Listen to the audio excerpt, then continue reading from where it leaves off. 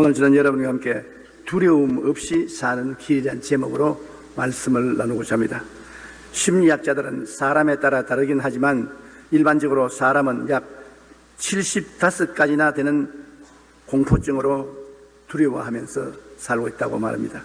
성공의 이론가인 나폴레옹 힐은 두려움에 대한 정의를 이렇게 내렸습니다. 두려움은 모든 논리를 무력하게 만들고 모든 상상을 파괴하며 자신감을 꺾어버리고 무엇인지 하고자 하는 열성과 의욕을 없애버리는 힘을 가지고 있다. 그리고 사람들은 두려움으로 나태와 비참한 상태에 빠지게 된다. 두려움이란 무서운 파괴력을 가지고 있습니다. 두려움은 우리의 마음에 엄청난 스트레스로 작용하는 것입니다. 그 마음의 스트레스는 모든 평안과 행복을 빼앗고 심신을 병들게 하며 생활에 낭패를 가져옵니다. 우리는 이 세상에 사는 이상 스트레스를 전혀 받지 않을 수가 없습니다. 그러나 그 공포의 스트레스를 극복하는 길은 알아야 합니다. 우리가 이 스트레스를 극복하고 이기기 위해서는 하나님의 나라와 우리의 삶과 어떠한 관계를 맺어야 되는가, 이것을 확실히 알아야 되는 것입니다. 우리 모든 사람들의 마음에는 빈 공간이 있어요. 우리는 영혼이 육체를 입고 있는 존재인데 영혼은 집입니다. 하나님이 와서 거하실 수도 있고 사탄이 와서 거할 수도 있고 우리 자신이 빈 집을 가지고 있을 수도 있고 이것은 집입니다. 그러므로 우리들 각자의 마음속에 빈 공간이 있는 것을 느낍니다. 조용한 시간에 여러분 속을 한번 들여다보세요. 내 속에 빈 공간이 있습니다. 그런데 어떠한 사람의 마음에는 이 빈 공간을 세상과 마귀가 차지하고 있습니다. 세상과 마귀가 내 세상이다 그러고 점령하고 있습니다. 신약성에 예수님이 말씀하신 빈집의 우환에 대해서도 7 귀신이 들어가서 그 빈 공간을 점령했다고 말씀하신 것이 있습니다. 세상과 마귀가 점령한 사람이 있는가 하면 자아가 그의 스페이스를 다 점령해버린 사람이 있습니다. 빈 공간이 있는데 그게 자기가 들어앉아 있어요. 자기가 그 공간을 점령하라고 하나님도 마귀도 없다. 내가 제일이다. 자기를 우상화해서 자기를 마음속 빈 공간에 우상으로 세워놓고 경배하는 사람이 있는 것입니다. 에베소 2장 3절에 보면 전에는 우리도 다 그 가운데 우리 육체의 욕심을 따라 지내며 육체와 마음의 원하는 것을 하여 다른 이들과 같이 본질상 진노의 자녀이더니 이는 세상에 있는 모든 것이 육신의 정욕과 안목의 정욕과 이생의 자랑이니 다 아버지께로부터 나온 것이 아니요 세상으로부터 온 것이라.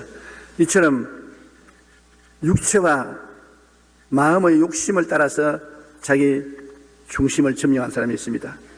그러나 그 마음의 공간은 누가 있어야 되느냐? 하나님 아버지와 예수님이 와서 계셔야 되는 것입니다.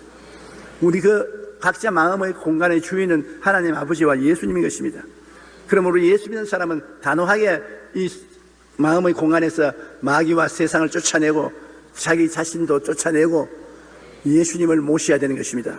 갈라디아서 2장 20절 보면 내가 그리스도와 함께 십자가에 못 박혔나니 그런즉 이제 내가 산 것은 내가 아니요 내 안에 그리스도께서 사신 것이라. 이제 내가 육체 가운데 사는 것은 나를 사랑하사 나를 위하여 자기 자신을 버리신 하나님의 아들을 믿는 믿음 안에서 사는 것이라. 예수님이 날 위하여 죽었으니까 예수님과 함께 죽고 나는 장사진에 오만하고 그리스도와 함께 부활해서 예수님이 이제 내 마음의 빈 공간의 주인으로 점령하고 있다. 그러므로 모든 것은 예수님이 보는 척도로서 우리는 살아간다는 것입니다. 바로 오늘 생각해 보고 싶은 다윗과 골리앗의 전쟁도 이 문제의 해결책이 있는 것입니다. 골리앗은 말할 필요 없이 그 마음의 공간을 마귀와 세상에 점령하는 것입니다. 마귀와 세상은 거짓되고 헛된 소리를 하지만은 허풍쟁이지만은 도둑질하고 죽이고 멸망시키는 일을 합니다. 골리앗은 키가 크고 몸이 장대하고 그 마음의 빈 공간에는 마귀가 꽉 들어차 있습니다. 그러므로 이스라엘에 대한 원한과 미움을 가지고 있습니다. 그런데 사울과 그 군대는 그들 마음속에 하나님이 계셔야 될 것인데 자아가 꽉 들어차 있습니다. 자기가 우상이 되어 자기가 들어있습니다. 그런데 그 거대한 골리앗이 마귀가 꽉 들어차서 이를 갈며 나와서 도전을 하는데 사울과 그 백성들은 자기라는 인간이 마음속에 들어있기 때문에 그걸 가지고서 비교해 보니까 이거야말로 메뚜기와 같단 말이에요. 도저히 골리앗과 자기가 비교가 안 돼요.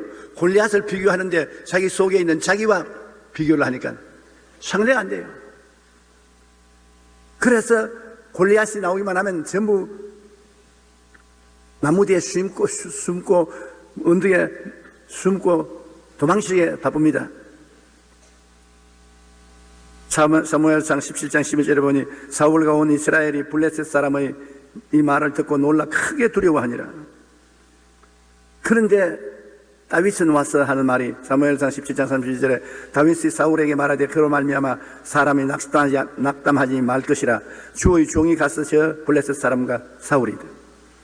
그때는 다윗이 초립동이니까 13살 내지 14살 정도 소년입니다.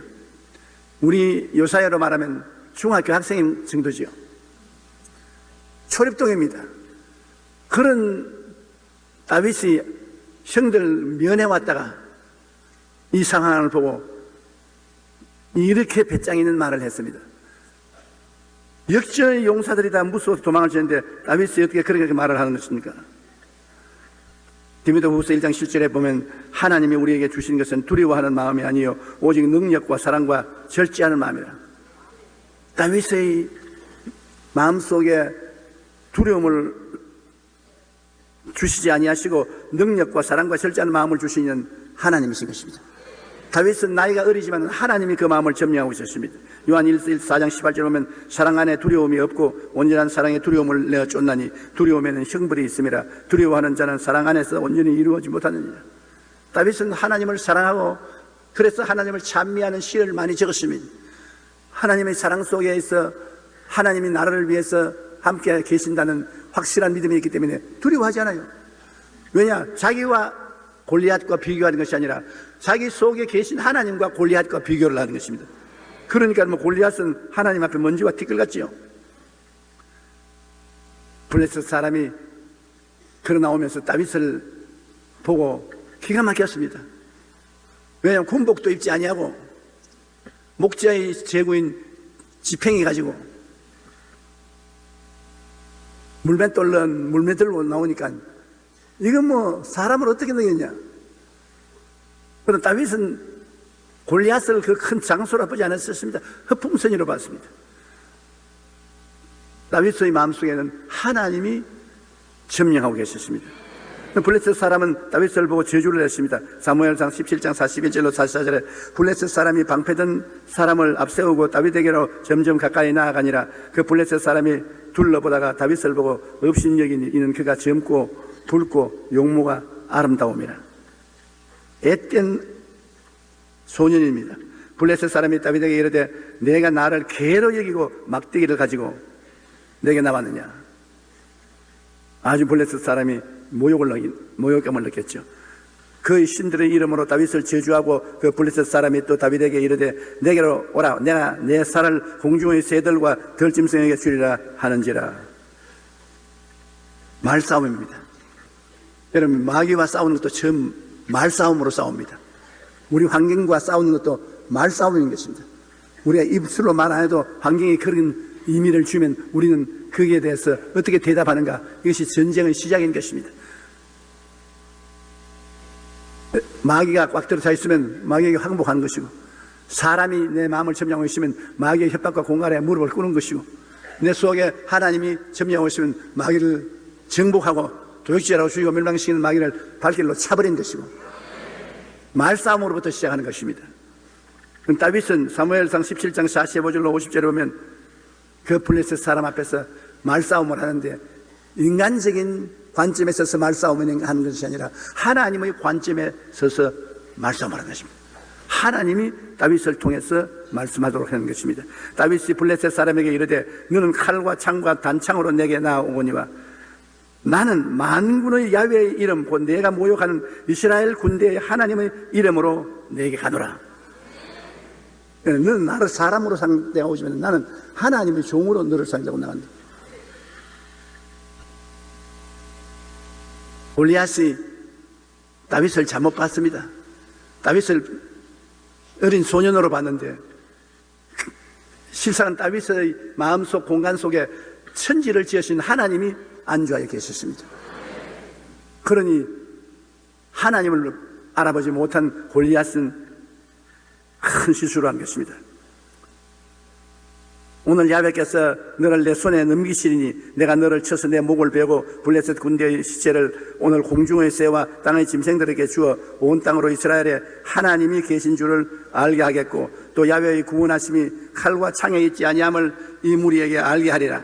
전쟁은 야훼 속한 것인즉 그가 너를 우리 손에 넘기시리라. 블레셋 사람이 일어나 다윗에게로 마주 가까이 올 때 다윗이 블레셋 사람을 향하여 빨리 달리며 손을 주머니에 넣어 돌을 가지고 물매로 던져 블레셋 사람의 이마를 치매 돌이 그 이마에 박히니 땅에 엎드러지니라. 다윗이 이같이 물매와 돌로 블레셋 사람을 이기고 그를 쳐 죽였으나 자기 손에는 칼이 없었더라. 블레셋 사람이 오는데 옛날에는 여러분 이 투구를 쓰면은 눈만 딱 나옵니다. 다 가려서. 그러니 쇠로서 만든 투구를 쓰는데 요 눈만 딱 나오는데 요 눈 사이에 여기 안 맞추면 안 돼요. 다윗의 기술도 물론 좋겠지만은 하나님이 요사이 현대 말하는 미사일을 주신 것입니다. 유도 미사일을 주신 것 같습니다. 다윗이 물맷돌로 큰 나오니까 블레셋을 보니 키가 안 찹니다. 뭐 저런 걸 가지고서 나오냐. 창이 찌르고 화살이 와서 찔러도 끔찍도 안 하는데 무슨 물맷돌로 가냐. 그러나 물맷돌을 돌려서 탁 놓으니까 휙 하고 날아가서 요 사이에 맞아가지고 뚫고 들어가 버렸습니다. 돌이 떨어졌다고 말합니다. 얼마나 이 미사일이 세었던지 구멍을 뚫고 들어가 버렸어요. 아무리 골리앗이라도 골 속으로 돌멩이가 들어가는데 살아날 수가 없습니다. 부드러졌어요. 그러자 다윗은 가서 블레셋 사람의 옆구리에서 칼을 뽑아내가지고서 그 목을 베어서 그 머리채를 손에 잡고 드니까 그때야 이스라엘 백성들이 전부 일어나서 호함을 치고 공격에 나오고 블레셋 군대들은 기가 막혀서 정말 그러면 날 살려라 도망을 치고 위대한 승리를 다윗이 가져올 수 있었던 것입니다. 이것은 다윗의 인생관이 다른 사람과 달랐기 때문이었습니다. 다윗은 언제나 자기의 마음의 공간에 야훼 하나님이 와서 계신다는 것을 알고 믿었습니다. 예수 안 믿는 사람들은 마음의 공간에 세상과 마귀가 들어와 있습니다. 인정하든 인정 안 하든 대상과 마귀가 들어가 있습니다. 예수 믿는 사람들 중에도 교만하고 거만한 사람은 그 마음의 공간에 자기가 3분의 2 점령하고 3분의 1쯤을 하나님께 내놓았습니다. 하나님이 3분의 1쯤밖에 그 마음을 점령하지 못하시는데 그를 위해서 큰 일을 할 수가 없습니다. 오늘 많은 성도들이 입술로는 주여 주여 하면서 그 마음의 공간을 보면 마음의 공간의 집에 자기가 방마다 꽉 들어차 있고 저 현관에 조그마한 방에 하나님 계신 곳이라고 적어놨습니다. 그래서야 일이 안 되는 것입니다. 전부 다 열어놓아야 돼요. 내 인생을 다 열어놓아야 돼요. 내가 그리스도와 함께 십자가에 못 박혀나니 이제 내가 사는 것은 내가 아니요 그리스도께서 사신 것이라. 지금 여기 앉아 여러분 저희 설교를 듣고 있지만은 여러분이 저희 설교를 여러분이 듣고 있는 것이 아니라 여러분 속에 계신 그리스도께서 듣고 계신다. 많은 성도들이 왜 난 기도를 해도 응답이 안 옵니까? 나는 왜 능력이 없습니까? 왜 마귀가 날 보고 쫓겨나가지 않습니까? 그것은 여러분 속에 너무나 인간이 많이 들어있어. 하나님이 들어와 계시지 않기 때문인 것입니다. 우리가 늘 회개하고 기도하는 것은 내가 죽고 그리스도가 살기 위해서 기도하는 것입니다. 시편 27편이 바로 우리들의 신앙 고백인 것입니다. 우리가 시편 27편과 같이 이런 하나님 말씀을 고백하고 그 말씀대로 살 때 하나님의 기적이 일어나는 것입니다. 신앙 고백이라는 굉장히 중요한 것입니다. 마음에 가득한 것이 입을 통해서 나옵니다. 그러므로 신앙 고백을 들어보면 저 사람이 마귀가 들어있느냐, 자기가 들어있느냐, 그리스도가 들어있느냐 알 수가 있는 것입니다. 27편 1절로 2절에 야훼는 나의 빛이요 나의 구원이시니 내가 누구를 두려워하리요. 야훼가 이미 빛과 구원으로 내 속에 꽉 들어와 있으니까 내가 두려워할 수가 없습니다. 야훼는 내 생명의 능력이시니 내가 누구를 무서워하리요. 악인들이 내 살을 먹으려고 내게로 왔으나 나의 대적들 나의 원수들이니 그들은 실족하여 넘어졌도다. 이 다윗의 신앙 고백입니다. 우리가 신앙 고백을 마음에 비밀로 가지고 있을 것이 아니라 입술로 늘 고백해야 되는 것입니다. 그래야 힘이 있어요. 사람이 마음으로 믿어 의에 이르고 입으로 시인하여 구원에 이른다. 내가 마음으로 예수님을 구주로 늘 믿지만은 늘 입으로 시인하면 그것이 구원의 힘으로 나를 붙잡아 주는 것입니다. 사람들이 오늘 마귀와의 싸움에서 늘 지는 것은 입술로 고백을 안 하기 때문에 그런 것입니다. 시편 91편 2절로 3절로 보면 기가 막힌 좋은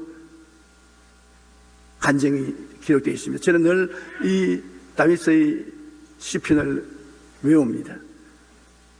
내가 야훼를 향하여 말하기를 저는 나의 피난처요 나의 요새요 나의 의뢰하는 하나님이라 하니 이는 제가 너를 새 사냥꾼의 올무에서와 극한 연병에서 건지실 것이니라. 제가 그 스스로 너를 덮으시니 내가 그 날개 아래 그 아래로다. 그의 진실함은 방패와 손방패가 되나니 너는 밤의 놀램과 낮에 흐르는 살과 흑암 중에 하는 연병과 백주에 황폐케 하는 파멸을 두려워하지 아니하리로다. 천인이 내 곁에서 만인이 내 우편에서 엎드려지나 이 재앙이 내게 가까이 오지 못하리니 너는 목도하리니 원수의 보응을 너는 보리로다.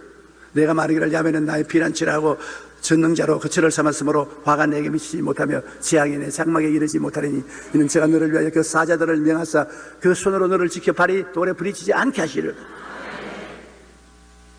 내가 사자와 독사를 밟으며 젊은 사자와 뱀을 발로 누르리로다. 하나님이 가라사대 제가 너를 사랑한즉 내가 저를 건지리라. 제가 내 이름을 안즉 내가 저를 높이리라. 제가 내게 간구하리니 내가 응답하리라. 환난 때 내가 저와 같이 하여 저를 건지고 영원롭게 하리라. 내가 장수함으로 만족해 하며 내가 구원으로 보이리라 하시도다. 이것은 입술로 고백해야 힘이 되는 것입니다. 성경에 기록된 말은 그 말 자체로 가지고서는 힘이 안 됩니다. 일단 우리가 그것을 마음에 믿에 의에 여르고 입으로 시인해야 의가 되는 것입니다. 그렇기 때문에 우리 신앙에 승리하려면 많은 하나님의 말씀을 외워서 그것을 말하거나 잘 안 해봐지거나 수십에 적어서 읽으면 되는 것입니다. 꼭 외울 필요는 없습니다. 그러나 외우면 놓으면 훨씬 편리합니다. 나는 어려움만 당하면 꼭 그 말을 합니다. 하나님이 나의 피난처가 되시고 나의 요새가 되시고 나의 의뢰하는 하나님 되시니 제가 나를 새 사냥꾼의 올무에서 극한 연병에서 건지신다. 그러므로 사탄아 물러가라. 아무리 올무에 나를 집어넣으려 해도 못 들어간다. 하나님이 같이 계시기 때문에 그게 굉장한 힘이 되는 것입니다. 진실한 전쟁은 눈에 안 보이는 배후의 전쟁인 것입니다. 마귀가 한 길로 왔다가 7길로 도망치게 되는 것입니다. 여러분은 여러분 공격할 알아야 하고 방해할지도 알아야 되는 것입니다. 공격도 하나님 말씀으로 공격하고 방어도 하나님 말씀으로 방어하는 것입니다. 하나님께 전적 의지하고 여러분에게 다가오는 두려움을 말씀으로 내쫓아야 돼요. 시편 27편 3절에 군대가 나를 대적하여 진칠지라도 내 마음이 두렵지 아니하며 전쟁이 일어나 나를 치리하여도 나는 여전히 태어나리로다. 말씀으로서 자기를 지키는 것입니다. 시편 56편 3절로 4절에 보면 내가 두려워하는 날에 내가 주를 의지하리이다. 내가 하나님을 의지하고 그 말씀을 찬송할지이다. 내가 하나님을 의지하였은즉 두려워하지 아니하리니 혈육을 가진 사람이 내게 어찌하리이까. 찬송이 굉장히 좋은 것은 찬송은 혹조를 붙인 신앙 고백인 것입니다. 내 주는 강한 성이요 방패와 병기 되시니. 이 노래를 해서 그렇지, 노래 안 하면 내 주가 강한 성이요 나의 방패와 병기가 되니 너희 원수가 어떻게 하겠냐, 물러가라. 찬송은 바로 혹조를 붙인 신앙 고백인 것입니다. 많은 찬송을 하면 여러분 우리 신앙생활에 굉장히 도움이 많이 돼요. 나도 이영은 목사님처럼 목소리가 좋으면 찬송을 좀 부르겠는데, 아니 설교할 때 찬송을 하고 싶어도 목소리가 나빠서 찬송을 못해요. 그냥 우리 김성애 총장이 저보고 하는 말이, 목소리가 나빠도 서두만 잡아라. 그럼 성도들이 따라서 올바르게 해줄 테니까요.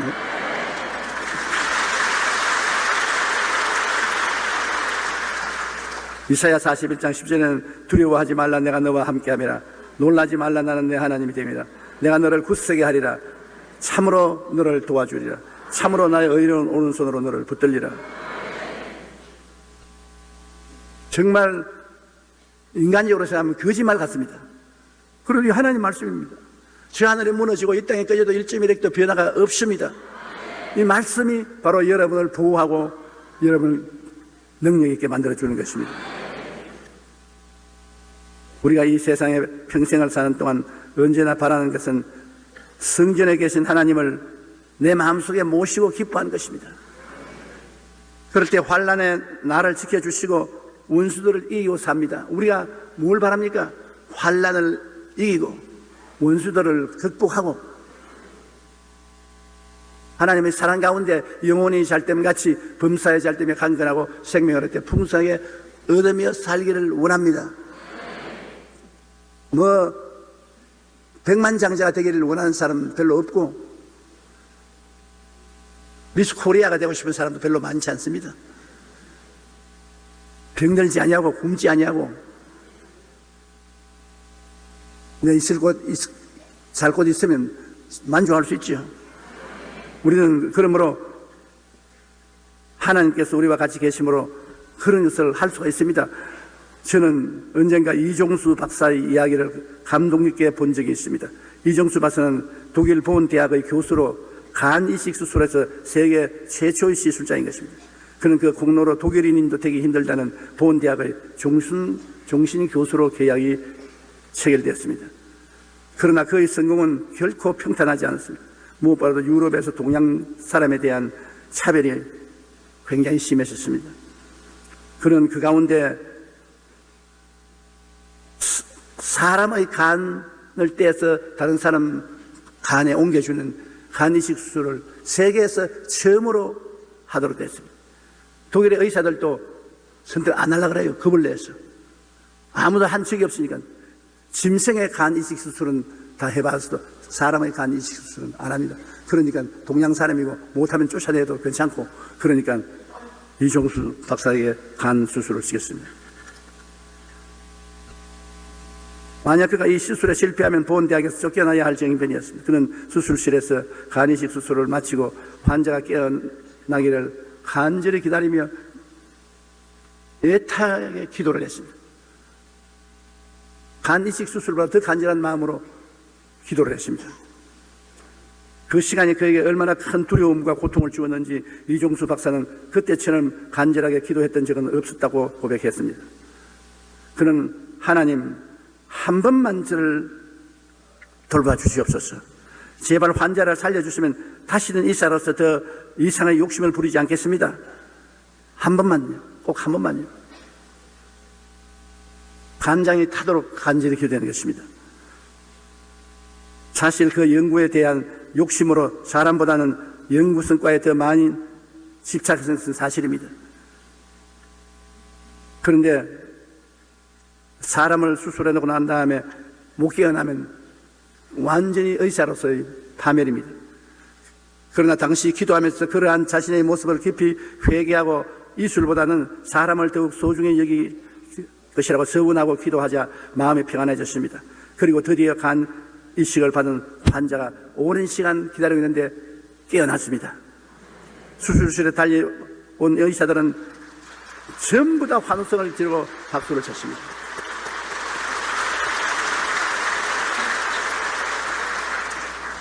세계에서 피겨 스케이팅만 우리 한국이 제일 잘하는 것이 아니라 간 이식 수술도 제일 잘합니다. 우리 한국이 조그만 나라지만 잘하는 것 참 많아요. 세계로 손꼽는 일을 하는 사람들이 많습니다. 과학적 치밀함을 추구하는 의사로서 그는 마지막 순간에 하나님을 전적으로 의지하여 두려움을 쫓아내고 하나님께 간절히 기도하여 자신의 죄를 회개하고 고백함으로 하나님께서 그와 함께 하셔서 하나님이 주신 평안을 가지고 간 이식 수술을 하고 하나님이 도와주셔서 환자가 살아났다고 고백했습니다. 그러므로 여러분, 우리가 인생을 살아가는데 하나님이 같이 있다는 것을 고백할 수 있는 것은 얼마나 좋습니까? 하나님이 나와 같이 계신다. 볼지어다 세상 끝날까지 내가 너와 항상 함께 하리라. 너희 두세 사람이 내 이름으로 모인 것에는 나도 너희 가운데 있겠노라. 꼭 하나님의 말씀을 고백하는 것이 정말 좋습니다. 기독교 청년 운동을 시작하던 미국의 롤링 박사는 아침 잠에서 깨면 제일 먼저 나는 믿습니다, 나는 믿습니다, 나는 믿습니다 세 번 외쳤습니다. 그러한 그에게 어떤 사람들은 얼마나 믿음이 없는 사람 같으니 매일같이 아침에 일어나면 나는 믿습니다를 세 번씩 외치냐, 그런 사람이 무슨 지도자가 되느냐 그랬습니다. 이에 대하여 롤링 박사는 이렇게 설명했습니다. 사랑하는 아내에게 내가 당신을 정말 사랑합니다, 이 말을 가끔 하는 것이 아니라 매일 아침 세 번씩만 한다면 당신의 아내가 당신을 좋아하겠소, 안 좋아하겠소? 나는 우리 집사람이 나보고 하루에 세 번씩 당신을 사랑한다 하면 기분 좋겠어. 사랑하는데 왜 안 좋아요? 사랑을 고백하듯 신앙 고백을 하는 것이 나에게는 믿습니다라고 말하는 것인데, 나는 믿습니다를 세 번씩 고백을 하면 하나님이 이 고백을 듣고 굉장히 기뻐하신다는 것입니다. 성경에는 우리를 향한 하나님의 수많은 약속들이 기록되어 있습니다. 우리는 날마다 하나님을 의지하며 그의 선하심과 긍휼하심을 믿음으로 고백해야 하는 것입니다. 그럴 때 어떠한 상황이라도 두려움 대신 평안의 기쁨이 담대하게 마음속에 채워지고 나갈 수 있습니다. 믿고 고백하라고 성경이 줬지 구경하라고 준 것 아닙니다. 하나님 찬미하고 높이라고 우리 입을 주었지 입으로서 욕이나 하고 싸움이나 하라고 준 것은 아닙니다. 고백이 안 되거든 찬송을 많이 하세요. 찬송은 복조 있는 신앙 고백이니까. 그렇지 않으면 담대하게 여러분 신앙을 하고 담대하게 하십시오. 하고 담대하게. 저는 제가 채찍에 맞음으로 너희가 나음을 얻었나니라, 이 베드로전서 2장 24절을 얼마나 많이 입으로 시인하는지 모릅니다. 제가 은퇴하기 전에 전 세계를 다니면서 말씀을 전가할 때도 굉장히 몸이 허약해서 오늘은 도저히 군중들 앞에 못 쓰겠다고 그러한 어려움이 있을 때도 수십 번, 수백 번 입으로 고백을 합니다. 제가 채찍에 맞음으로 너가 나음을 입었다. 제가 채찍에 맞음으로 너가 나음을 입었다. 그러면 마귀가 와서 말합니다. 100번 말해봐라 무슨 소용이 있는가? 그 소리 하지 마라. 그럼 나는 이제 말합니다. 제가 채찍에 맞으므로 너는 나음을 얻는다는 하나님의 말씀이다. 하나님 말씀 믿은 대로 될지어다. 너는 나와 상관없으니 물러가라. 그러고 제가 채찍에 맞으므로 너는 나음을 얻었나니라. 그러면서 집회장소에 나가면 다리가 후두둑 떨리더라도 하나님 나갑시다. 주님 함께 갑시다. 그것이 저는 제 천성이 되었습니다. 오늘 또 여기 올라올 때 하나님 함께 갑시다. 왜? 너 혼자는 못하니까. Dear Lord, let's go together. Let's go together. 하나님께 함께 가자고 3-4번 말씀을 하고 나가면 하나님이 함께 계신 것입니다. 하나님께 함께 가자고 말 안 하면 하나님이 함께 안 하십니다. 그거 알아야 돼요. 우리 입술의 말로 우리가 의롭다함을 입기도 하고 정죄받기도 하는 것입니다. 죽고 사는 권세가 입에 있으니 말하기를 좋아하는 자는 그 열매를 먹습니다. 신앙의 고백이라는 것이 얼마나 무섭습니까?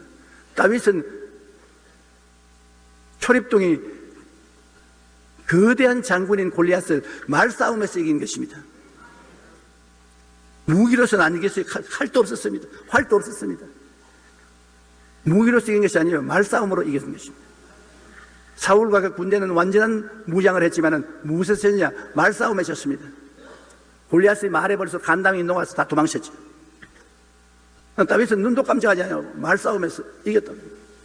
하나님이 같이 계시니까 하나님 백으로 말싸움을 해서 이겼습니다. 여러분도 말싸움으로 이길 수가 있습니다. 매일매일 말싸움으로 이깁니다. 여러분도 안 되거든 아침에 일어나서 하나님 사랑합니다. 하나님 사랑합니다. 하나님 사랑합니다. 몇 번이고 말을 하세요. 그 말씀이 여러분에게 굉장한 도움이 되는 것입니다.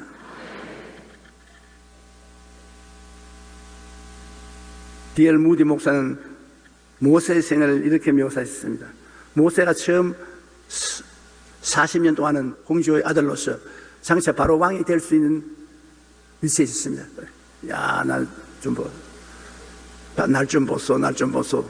동지 숫달 꽃 본 듯이 날 좀 보소. 아주 바로 앞에서 당당했습니다. 그러자 이스라엘 사람을 때리는 애굽의 감독관을 죽이고 난 다음 바로가 그를 죽이려고 했는데 도망을 쳤습니다. 미디안 광야에 가서 그 다음 40년 동안은 자기의 비참한 스스로를 느꼈습니다. 나는 마른 막대기 같다. 힘도 없고 능력도 없고 버림받았습니다. 적막한 광야에 40년 동안 양무리를 끌고 다니니 비참했습니다. 그러나 불타는 가시는 굴에서 하나님을 만나고 난 다음에 그 마른 막대기가 이스라엘을 구원하는 위대한 하나님의 능력이 되어버리고 하는 것입니다. 보십시오. 똑같은 모세인데 자기 잘났다고 생각할 때는 사람을 오히려 죽이고 도망을 쳤고 그 다음 알고 보니 자기가 아무것도 아닌 마른 막대기 같다. 그런 그가 하나님을 만나고 나니까 마른 막대기가 위대한 하나님의 능력이 되었다. 그러므로 능력의 원천은 우리가 일어나 자기를 부인하고 하나님을 의지하면 능력 있는 사람이 되는 것입니다. 마하트마 간디도 인간 자신만으로는 아무것도 아니다. 그러나 자신을 하나님께 내맡기면 인간은 모든 것이 된다. 내 혼자는 아무것도 아니지만 하나님께 맡겨놓으면 보통 사람 아닙니다. 여러분 앞에 서 있는 조영기가 혼자 다닐 때 아무것도 아닙니다. 울산 촌놈입니다. 그러나 강단 뒤에 서면은 얕잡아 보지 마십시오. 왜? 하나님의 사람입니다. 하나님을 의지하기 때문에. 여러분 12분도 더 변하지 않아요. 하나님을 의지하지 않을 때, 조금 의지할 때, 많이 의지할 때, 전적 의지할 때 사람이 달라지는 것입니다. 나는 여러분이 하나님을 매일같이 100% 의지하고 하나님의 능력이 여러분에게서 넘쳐나기를 간절히 바랍니다. 우리가 하나님을 전적으로 의지하여 모든 두려움을 내어쫓고 나아가면 우리가 가진 그 이상의 능력으로 하나님의 일을 이룰 수가 있게 되는 것입니다. 고린도후서 4장 7절 우리 다 같이 읽어보십시다. 우리가 이 보배를 질그릇에 가졌으니 이는 심히 큰 능력은 하나님께 있고 우리에게 있지 아니함을 알게 하려 함이라고 말씀하고 있습니다. 우리 질그릇이지요. 우리 뭐 별거 있습니까? 그러나 이 질그릇에 보배가 들어있습니다. 아버지 하나님과 아들 예수님과 성령 보배가 들어있으니 보통 인간이 아니지요. 90번째 생일을 맞은 조지 뮬러에게 기자 한 명이 항상 행복하고 기쁨이 넘치는 삶을 살아온 비결이 무엇이니 하고 물었습니다. 조지 뮬러는 이렇게 대답했습니다. 2가지 비결이 있어요. 첫 번째는 하나님의 은혜로 항상 날마다 깨끗한 양심을 지켜왔다는 것과 두 번째 비결은 하나님의 말씀을 깊이 사랑하고 그 말씀을 의지하는 것을 잃지 않았다는 것입니다. 조지 뮬러는 하나님을 의지하고 하나님께 기도해서 5만 번 응답을 받았습니다.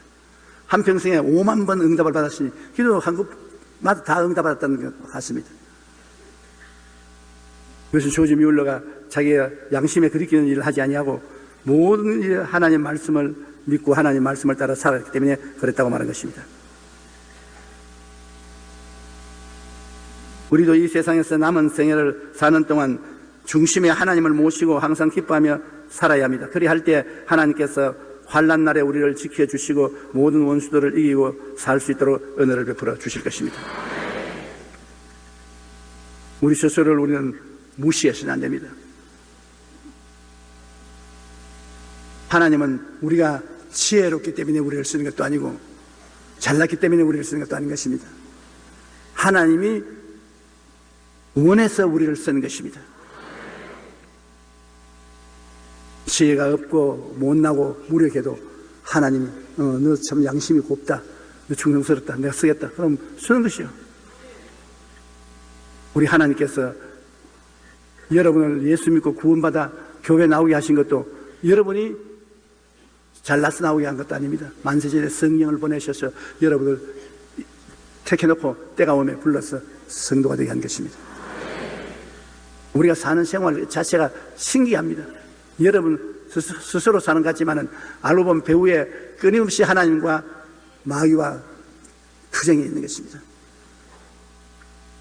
마귀는 어쩐지 여러분을 도적질하고 죽이고 멸망시키고 하나님 나라에 버림을 받도록 하려고 애썼습니다. 그러나 하나님은 그리스도를 통해서 어찌하든지 생명을 얻되 풍성히 얻기를 원하는 역사하고 계신 것입니다. 그러므로 우리는 다윗과 같이 우리 자신을 봐서는 안 됩니다. 내 초립동이 뭘 하겠냐. 사울도 다윗을 보고 네 아직 초립동이고 넌 아직 군대에 올 나이도 아니다. 너는 저 블레셋 사람하고 싸우지 못한다. 그냥 다윗이 왜 내가 못 싸워요? 내가 아버지의 양을 칠 때 곰이나 사자가 와서 양 새끼를 물고 가면 내가 달려가서 입에 있는 것을 빼앗았고 달려들면 주먹을 쳐서 사자와 곰을 죽였어. 사자와 곰도 내 주먹에 맞아 죽었는데 저 하나님 안 믿는 블레셋 사람이 무기에 겁을 내느냐고. 사자와 곰 중에 하나가 되겠다. 그렇게 큰 용감한 말을 할 수 있는 것은 그 마음속에 하나님이 계시기 때문에 그런 것입니다. 하나님 빽입니다. 세상에 빽이 있어도 큰 어깨에 힘을 주는데 여러분은 하나님이 빽입니다. 그걸 잊지 마십시오. 어떠한 일이 있어도 하나님이 여러분의 빽이라고 믿으십시오. 요사이 성도들이 점점 살아있는 실천적인 믿음이 없어져서 형식적으로 하나님을 빽으로 믿습니다. 아닙니다. 하나님은 살아계신 빽입니다. 사람의 힘으로 안 되는 것 하나님이 하시는 것입니다. 그러므로 진실한 마음으로 다윗처럼 하나님을 빽으로 삼고 믿음으로 나가면 하나님은 영원히 동일하게 여러분과 같이 해주시는 것입니다. 그래서 두려움 없이 사는 것입니다. 마귀는 끊임없이 두려움을 가지고 여러분을 기다리고 있는 것입니다. 그래서 시간만 있으면 여러분 마음속에 두려움을 퍼붓습니다. 그러나 하나님은 여러분에게 평안을 주시기를 원하셔서 항상 하나님을 의지하는 자에게 평안으로 넘치게 채워주시는 것입니다. 우리 고개 숙여 기도하겠습니다. 하나님 아버지, 우리가 이 땅에서 불안, 공포, 좌절, 절망을 당할 때도 우리를 버리지 않고 우리와 같이 계신 하나님 감사합니다. 오늘 이 시간 이 자리에도 하나님이 우리와 같이 계십니다. 하나님, 우리 마음의 스페이스에 세상과 마귀를 섬기지 말고 내 자신의 우상을 세워놓지 말고 전적으로 하나님이 마음의 스페이스를 점령하게 도와주시옵소서. 하나님 원태로 원하는 대로 해주시옵소서. 하나님과 함께 사는 사람이 되게 하여 주시옵소서. 예수님 이름으로 기도합니다. 아멘. 저는 여러분에게 나는 어떻게 살아야 하나 이 제목으로 오늘 말씀을 나누고자 합니다. 세계복음화 운동이 1999년 발표한 통계 자료에 의하면 전 세계 인구의 95.5%가 종교를 가지고 있다고 합니다. 이것은 하나님의 형상과 모양대로 지음받은 모든 인간 안에는 영원을 사모하는 영혼이 있다는 것을 잘 보여줍니다. 그러므로 모든 인간은 본능적으로 그 영혼에서 우러나오는 소원인 종교심을 가지고 있습니다. 이 가운데 기독교는 33%에 불과하고 62.5%가 불교와 힌두교, 이슬람교 등 다른 종교입니다.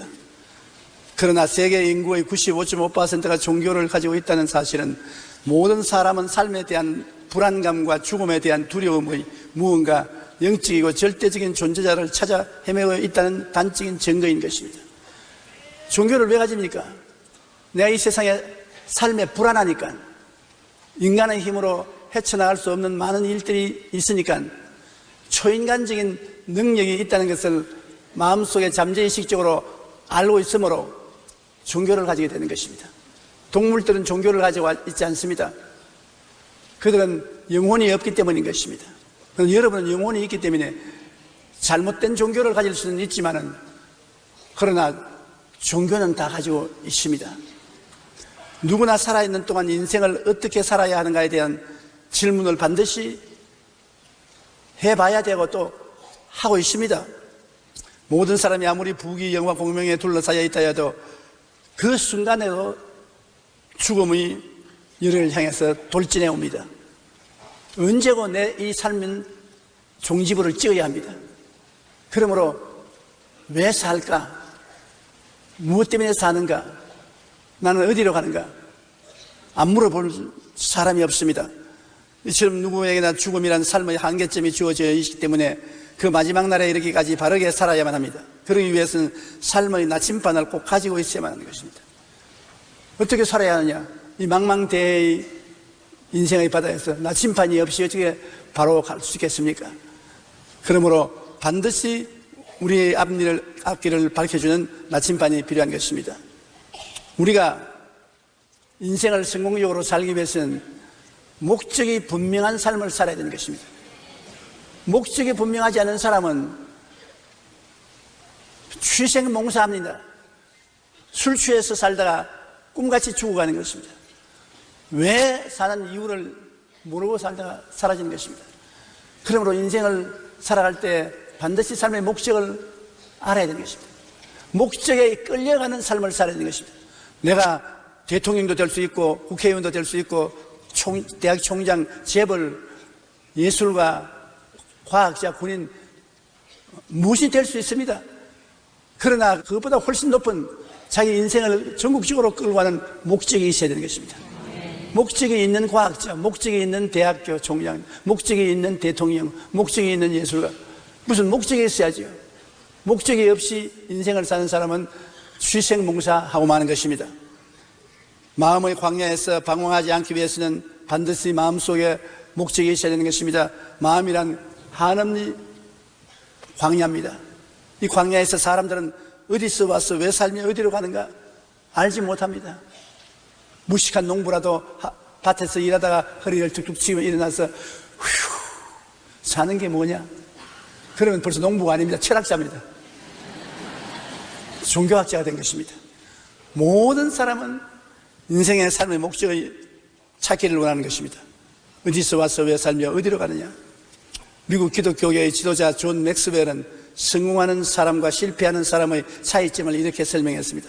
성공하는 사람들은 삶의 목적과 비전이 있고, 성공하지 못하는 사람은 현재만 보고 지금만 보는 사람들이라고 말하는 것입니다. 성공하는 사람은 삶의 목적이 있어요. 삶의 비전이 있어요. 목적과 비전을 보고 달려가나. 실패하는 사람은 현재 내 발등에 떨어진 불만 봐요.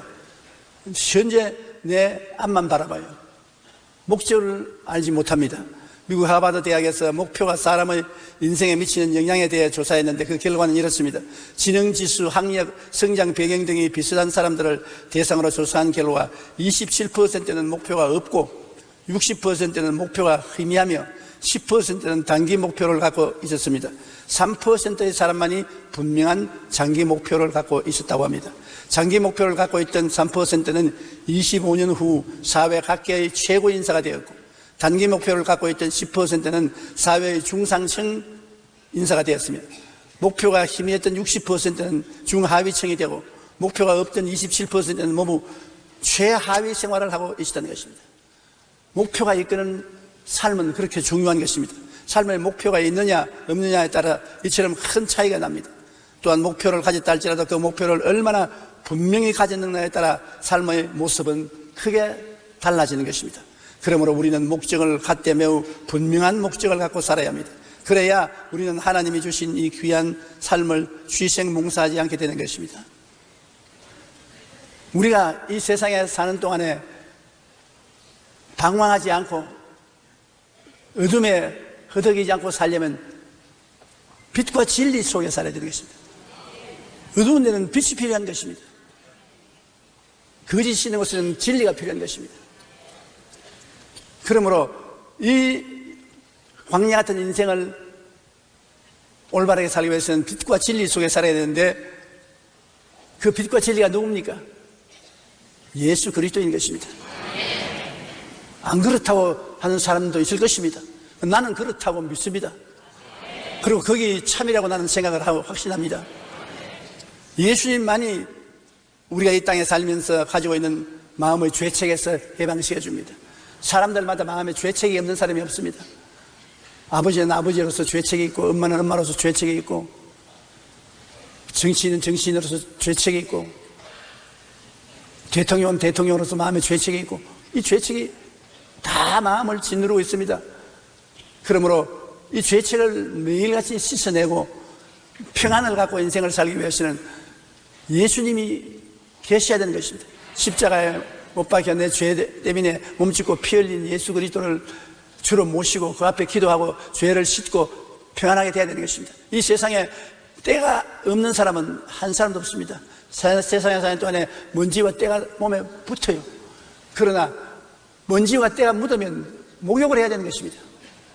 목욕을 안 하고 먼지와 때를 묻혀놓고 있으면 그 사람은 불성실한 사람이겠습니다.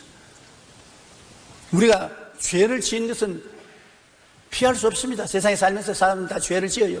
그러나 죄를 회개할 수 있는 곳이 있는데도 불구하고 회개 안 하고 그냥 돌아다니면 버림받은 사람인 것입니다. 로마서 8장 1절로 2절에 이제 그리스도 예수 안에 있는 자에게는 결코 정죄함이 없나니 이는 그리스도 예수 안에 있는 생명의 성령의 법이 죄와 사망의 법에서 너를 해방하였습니다. 예수님 안에 있는 생명의 성령의 법이 우리를 죄와 사망의 법에서 해방하고 용서와 마음의 의를 허락해 주시는 것입니다. 그리고 우리가 예수님을 모실 때 인생의 허무와 무의미에서 해방이 되는 것입니다. 무엇 때문에 인생에 살고 있습니까? 삶의 의미가 무엇입니까? 요한복음 14장 6절에 예수께서 이르시되 내가 곧 길이요 진리요 생명. 예수님께서 말씀하시는 삶의 의미와 진리는 바로 내다. 돈이 진리와 빛도 의미도 아니고 권력도 빛과 의미가 아닙니다. 왜냐하면 얼마에서 다 지나가는 것입니다. 돈도 지나가고 권력도 지나가고 다 지나가는 것입니다. 제가 50년 목회하는 동안에 우리 한국에 박정희 대통령으로부터 시작해서 지금까지 모든 대통령을 수없이 만나고 가까이 대화를 하고 함께 식사도 하고 여러 가지 토론도 했는데 지금 돌아보면 없었던 것 같습니다. 꿈 같아요. 이 세상에 인간은 누구든지 태어나면 사라질 때가 오는 것입니다.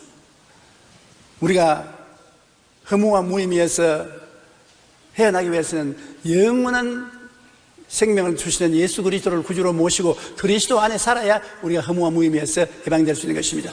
예수 안에 있으면 죽었으나 천국에서 살아있으니까 또 장차 만날 터이니까 허무와 무의미에서 해방될 수 있는 것입니다. 죽음을 극복하고 영생을 얻기 위하여 우리는 예수를 만나야 되는 것입니다. 요한복음 11장 25절로 26절에 예수께서 이르시되 나는 부활이요 생명이니 나를 믿는 자는 죽어도 살겠고 무릇 살아서 나를 믿는 자는 영원히 죽지 아니하리니라고 말하는 것입니다. 그러므로 예수 그리스도 안에서 우리는 영원한 가정을 발견합니다. 하나님을 아버지로 부르게 되는 것입니다. 옛날에는 아버지를 몰랐는데 예수 그리스도를 통해서 아버지 앞에 나갈 수 있는 것입니다. 그리스도의 보혈을 통해서 우리가 죄사함을 받고 아버지 앞에 나와서 하나님이 나의 아버지가 되어서 아버지라고 부르게 되고 우리는 하나님의 자녀가 되는 것입니다. 아버지는 우리의 현재와 미래를 보장해 주시는 것입니다. 요한복음 14장 2절로 3절에 내 아버지 집에 거할 곳이 많도다. 그렇지 않으면 너희에게 일렀으리라. 내가 너희를 위하여 거처를 예비하러 가노니 가서 너희를 위하여 거처를 예비하면 내가 다시 와서 너희로 내게 영접하여 나 있는 곳에 너희도 있게 하리라. 예수 그리스도를 믿는 우리들은 이미 미래가 다 준비되어 있는 것입니다. 아버지께서 여러분이 있을 곳을 다 예비해 놓으신 것입니다. 그러므로 마음의 평안을 가지고 살아갈 수 있는 것입니다. 이 세상에 살 집이 없다는 것은 굉장히 슬픈 일입니다. 더구나 이 세상을 떠나서 영원한 세계에 들어갔는데 영원히 있을 곳이 없는 사람은 영원히 버림받은 사람인 것입니다. 얼마나 슬픈 일인 것입니까?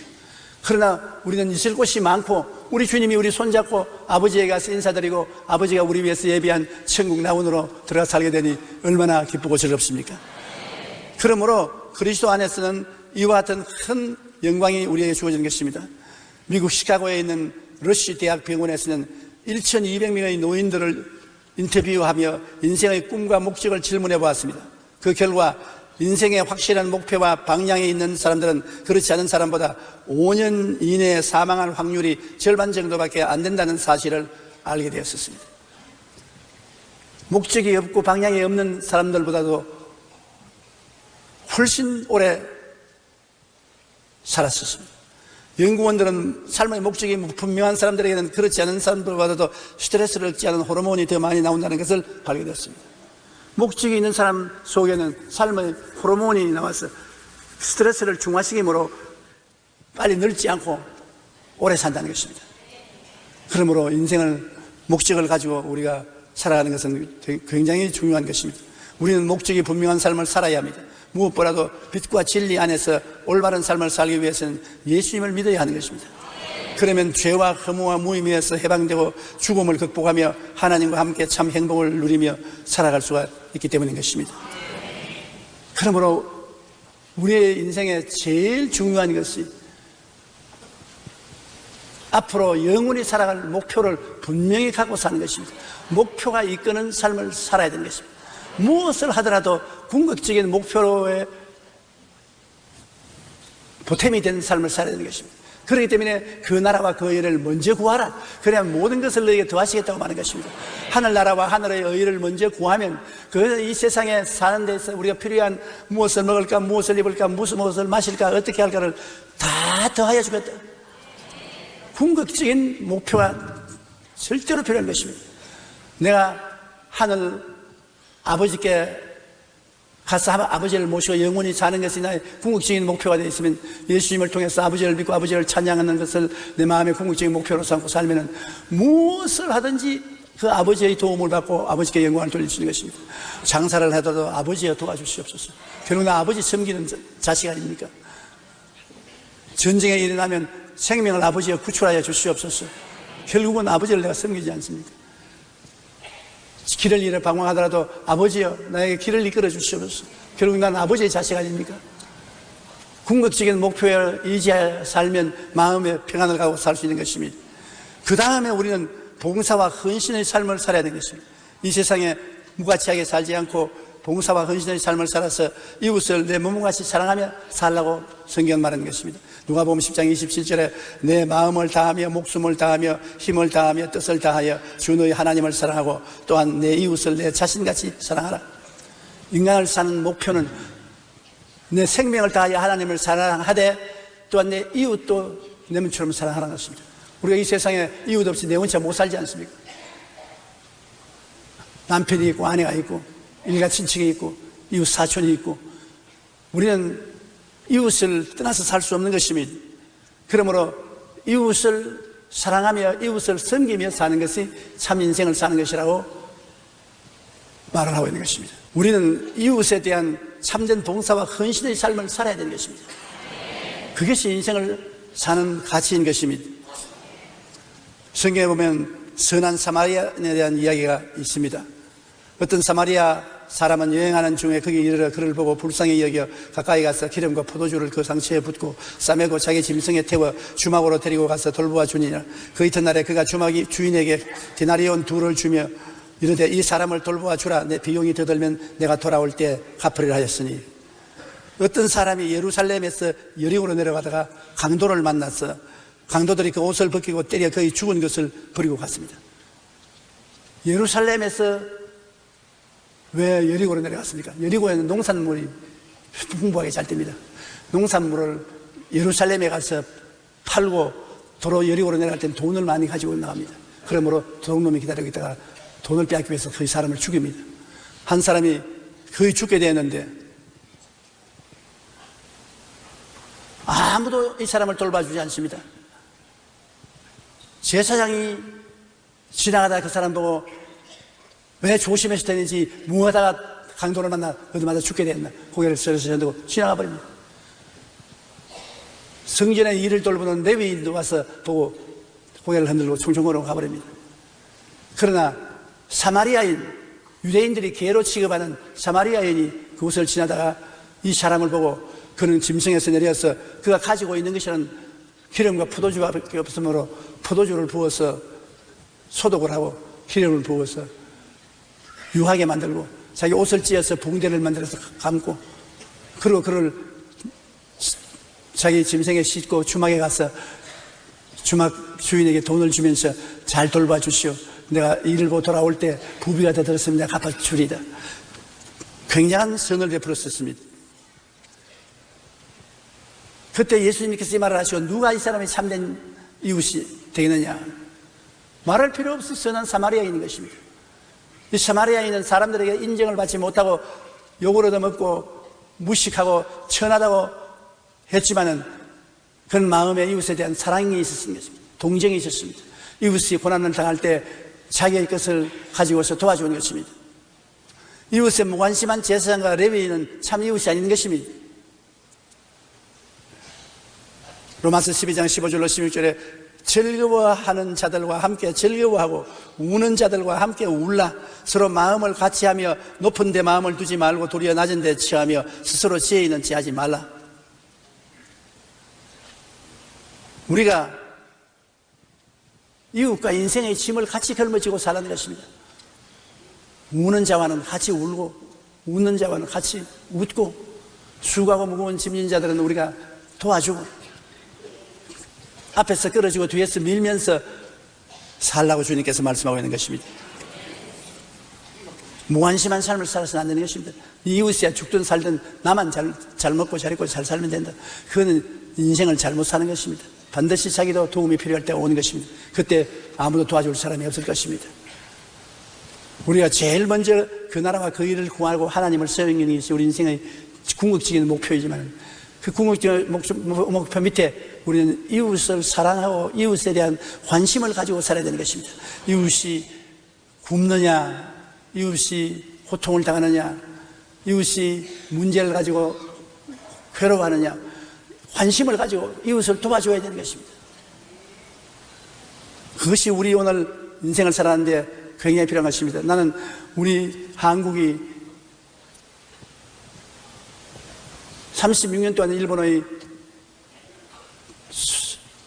수탈을 당하고 6.25 사변으로 모든 것이 다 파괴되고 그 어려운 가운데 경제 재건을 해서 국민소득 2만 달러에 도달하게 되니까 우리가 오늘날 이웃을 돕고 있습니다. 하이티에서 지진이 나서 수많은 사람이 죽고 사람들이 갈 데 없을 때 우리가 많은 헌금을 들여서 이웃을 돕고 있는 것입니다. 우리 한국 사람이 사랑이 많습니다. 우리가 이웃을 돕는 사랑의 손길을 계속하고 있는 이상 하나님은 우리를 더욱 축복해 주실 것입니다. 왜냐하면 주라 그러면 돌려줄 것이 이곳 후회되어 눌러서 흔들어서 넘치게 해서 안겨줘요. 그냥 돌려주는 것이 아닙니다. 꼭 친정어머니가 딸네 집을 돌아갈 때 자, 이 포대 이거 열어라. 그리고 밀이나 쌀이라도 데어서 눌러서 흔들어서 넘치게 해서 엄마 그러지 마라. 시어머니 보면 큰일 난다. 그러니까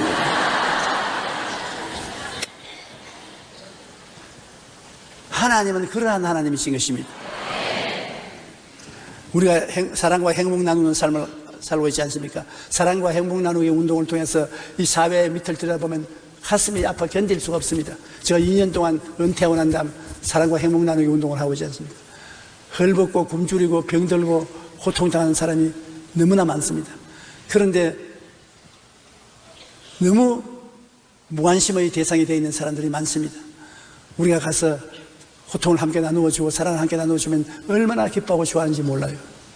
마태복음 25장 35절로 40절에 내가 줄일 때 너희가 먹을 것을 주었고 목마를 때 마시게 하였고 나그네 되었을 때 영접하였고, 헐벗을 때 옷을 입혔고, 병들었을 때 돌과 옥에 갇혔을 때 와서 보았느니라. 그때 의인들이 말하기를 주님 언제 주님이 줄이고 목마르고 나그네 되고 헐벗고 병들고 옥에 갇혔습니까? 내가 이 적은 한 사람에게 한 것이 바로 나를 위해서 한 것이다. 무인정하고 무지하게 사는 사람은 주님 언제 주님이 줄이고 목마르고 나그네 되고 헐벗고 병들고 옥에 갇힌 것을 보았습니까? 우리 그런 것을 못 봤는데요. 이 적은 사람 한 사람에게 안 해준 것이 내게 안 해준 것이다. 그러므로 우리 이웃과 예수님과의 관계가 다 돼 있습니다. 왜냐하면 믿는 자나 믿지 않는 자나 다 주님이 창조한 인생이기 때문에 우리 주님과 연관성이 있는 것입니다. 우리가 이웃 사람을 도와주는 것은 바로 예수님을 도와주는 것입니다. 그러므로 이웃을 도와줄 때 예수님을 기쁘시게 한다는 것을 알아야 되는 것입니다. 너희가 여기 내 형제 중에 지극히 작은 자 하나에게 한 것이 곧 내게 한 것이니라. 지극히 적은 자 하나에게 도움을 베풀어 주는 것이 곧 예수님께 도움을 베풀어 준 것이라고 했으니 여러분 얼마나 놀라운 일인 것입니까? 우리가 도와주되면 나는 아무것도 없으니까 뭘 도와줍니까? 사마리아인이 뭘 가졌습니까? 여행할 때 마시려는 포도주하고 그 기름 그것밖에 없었습니다. 기름은 하여 태양이 비추니까 피부가 건조해짐으로 기름을 바르는 것입니다. 저게 가진 것이라는 것은 포도주와 기름밖에 없습니다. 그걸 가지고 도와줬대요. 포도주를 상처에 붓고 기름으로 유하게 하고 입은 옷 찢어서 두루마리를 찍어서 붕대를 만들어서 도와준 것입니다. 우리가 있는 것으로 도우라고 하지 없는 것을 가지고 도우라고 말 안 합니다. 이웃을 도와줄 때 내게 있는 것으로 도와줘. 광야에 나갔을 때 남자만 5,000명, 부유자 기만 명이 왔을 때 예수님이 저들에게 먹을 것을 주라고 하지 않았습니까? 그때 제자들이 뭐라고 대답했습니까? 조금씩 이 사람에게 줄지라도 300데나리나 되는 떡이 필요합니다. 그러나 그런 돈이 없다는 것입니다. 그럴 때 어린 아이의 보리떡 5개와 물고기 2마리를 가지고 나왔습니다. 이것은 상점에서 파는 것이 아닙니다. 집에서 만드는 형편없는 보리떡 5개와 물고기 2마리를 가지고 있는 것을 가지고 나왔습니다. 주님은 그 있는 것을 기쁘고 감사하게 받아서 축복해서 주니 5,000명 부녀자까지 합쳐서 10,000명이 넘는 사람들이 다 배불리 먹고 12바구니가 남았습니다. 있는 것을 가지고 이웃을 도우라는 것입니다. 없는 것으로 도우라는 말 안 합니다. 제가 사랑과 행복 나누기 운동에 나가면 여러분이 물질로도 헌금하지만 실제적으로 옷도 주시고 신발도 주시고 약품도 갖다 주는데 있는 것을 내놓으면 그걸 가지고 나가서 이웃에 도와요. 그것만도 얼마나 고맙고 감사하게 생각하는지 모르겠습니다. 요한 1서 3장 18절에 자녀들아 우리가 말과 혀로만 사랑하지 말고 행함과 진실함으로 하자. 말과 혀로만 사랑한다 돌본다고 하지 말고 행함과 진실함으로 해야 됩니다. 하나님은 우리의 행위와 진실함을 바라보시는 것입니다. 신명기 15장 7절로 10절에 내 하나님 야훼께서 내게 주시는 땅 어느 성읍에서든지 가난한 형제가 너와 함께 거주하거든 그 가난한 형제에게 내 마음을 완악하게 하지 말며 내 손을 움켜쥐지 말고 반드시 내 손을 그에게 펴서 그에게 필요한 대로 쓸 것을 넉넉히 구워주라. 너는 반드시 그에게 줄 것이요 줄 때에는 아끼는 마음을 품지 말 것이니라. 이로 말미암아 내 하나님 야훼께서 내가 하는 모든 일과 내 손이 닿는 모든 일에 내게 복을 주시리라. 복받은 사람은 이웃에 가난한 사람에게 구워주는 것이 복을 더 많이 받는 길인 것입니다. 나는 복받은 사람인데 어떻게 계속해서 더 복을 받습니까? 복을 나누어 주면 더 복을 많이 받는 것입니다. 복을 나누어 주지 아니하면 있는 복도 뺏기는 것입니다. 1800년대 중반에 스위스 출신의 실업가요 은행가인 한 사람이 더 많은 돈과 권력과 명예를 얻기 위해 나폴레옹 3세가 있는 프랑스로 갔습니다.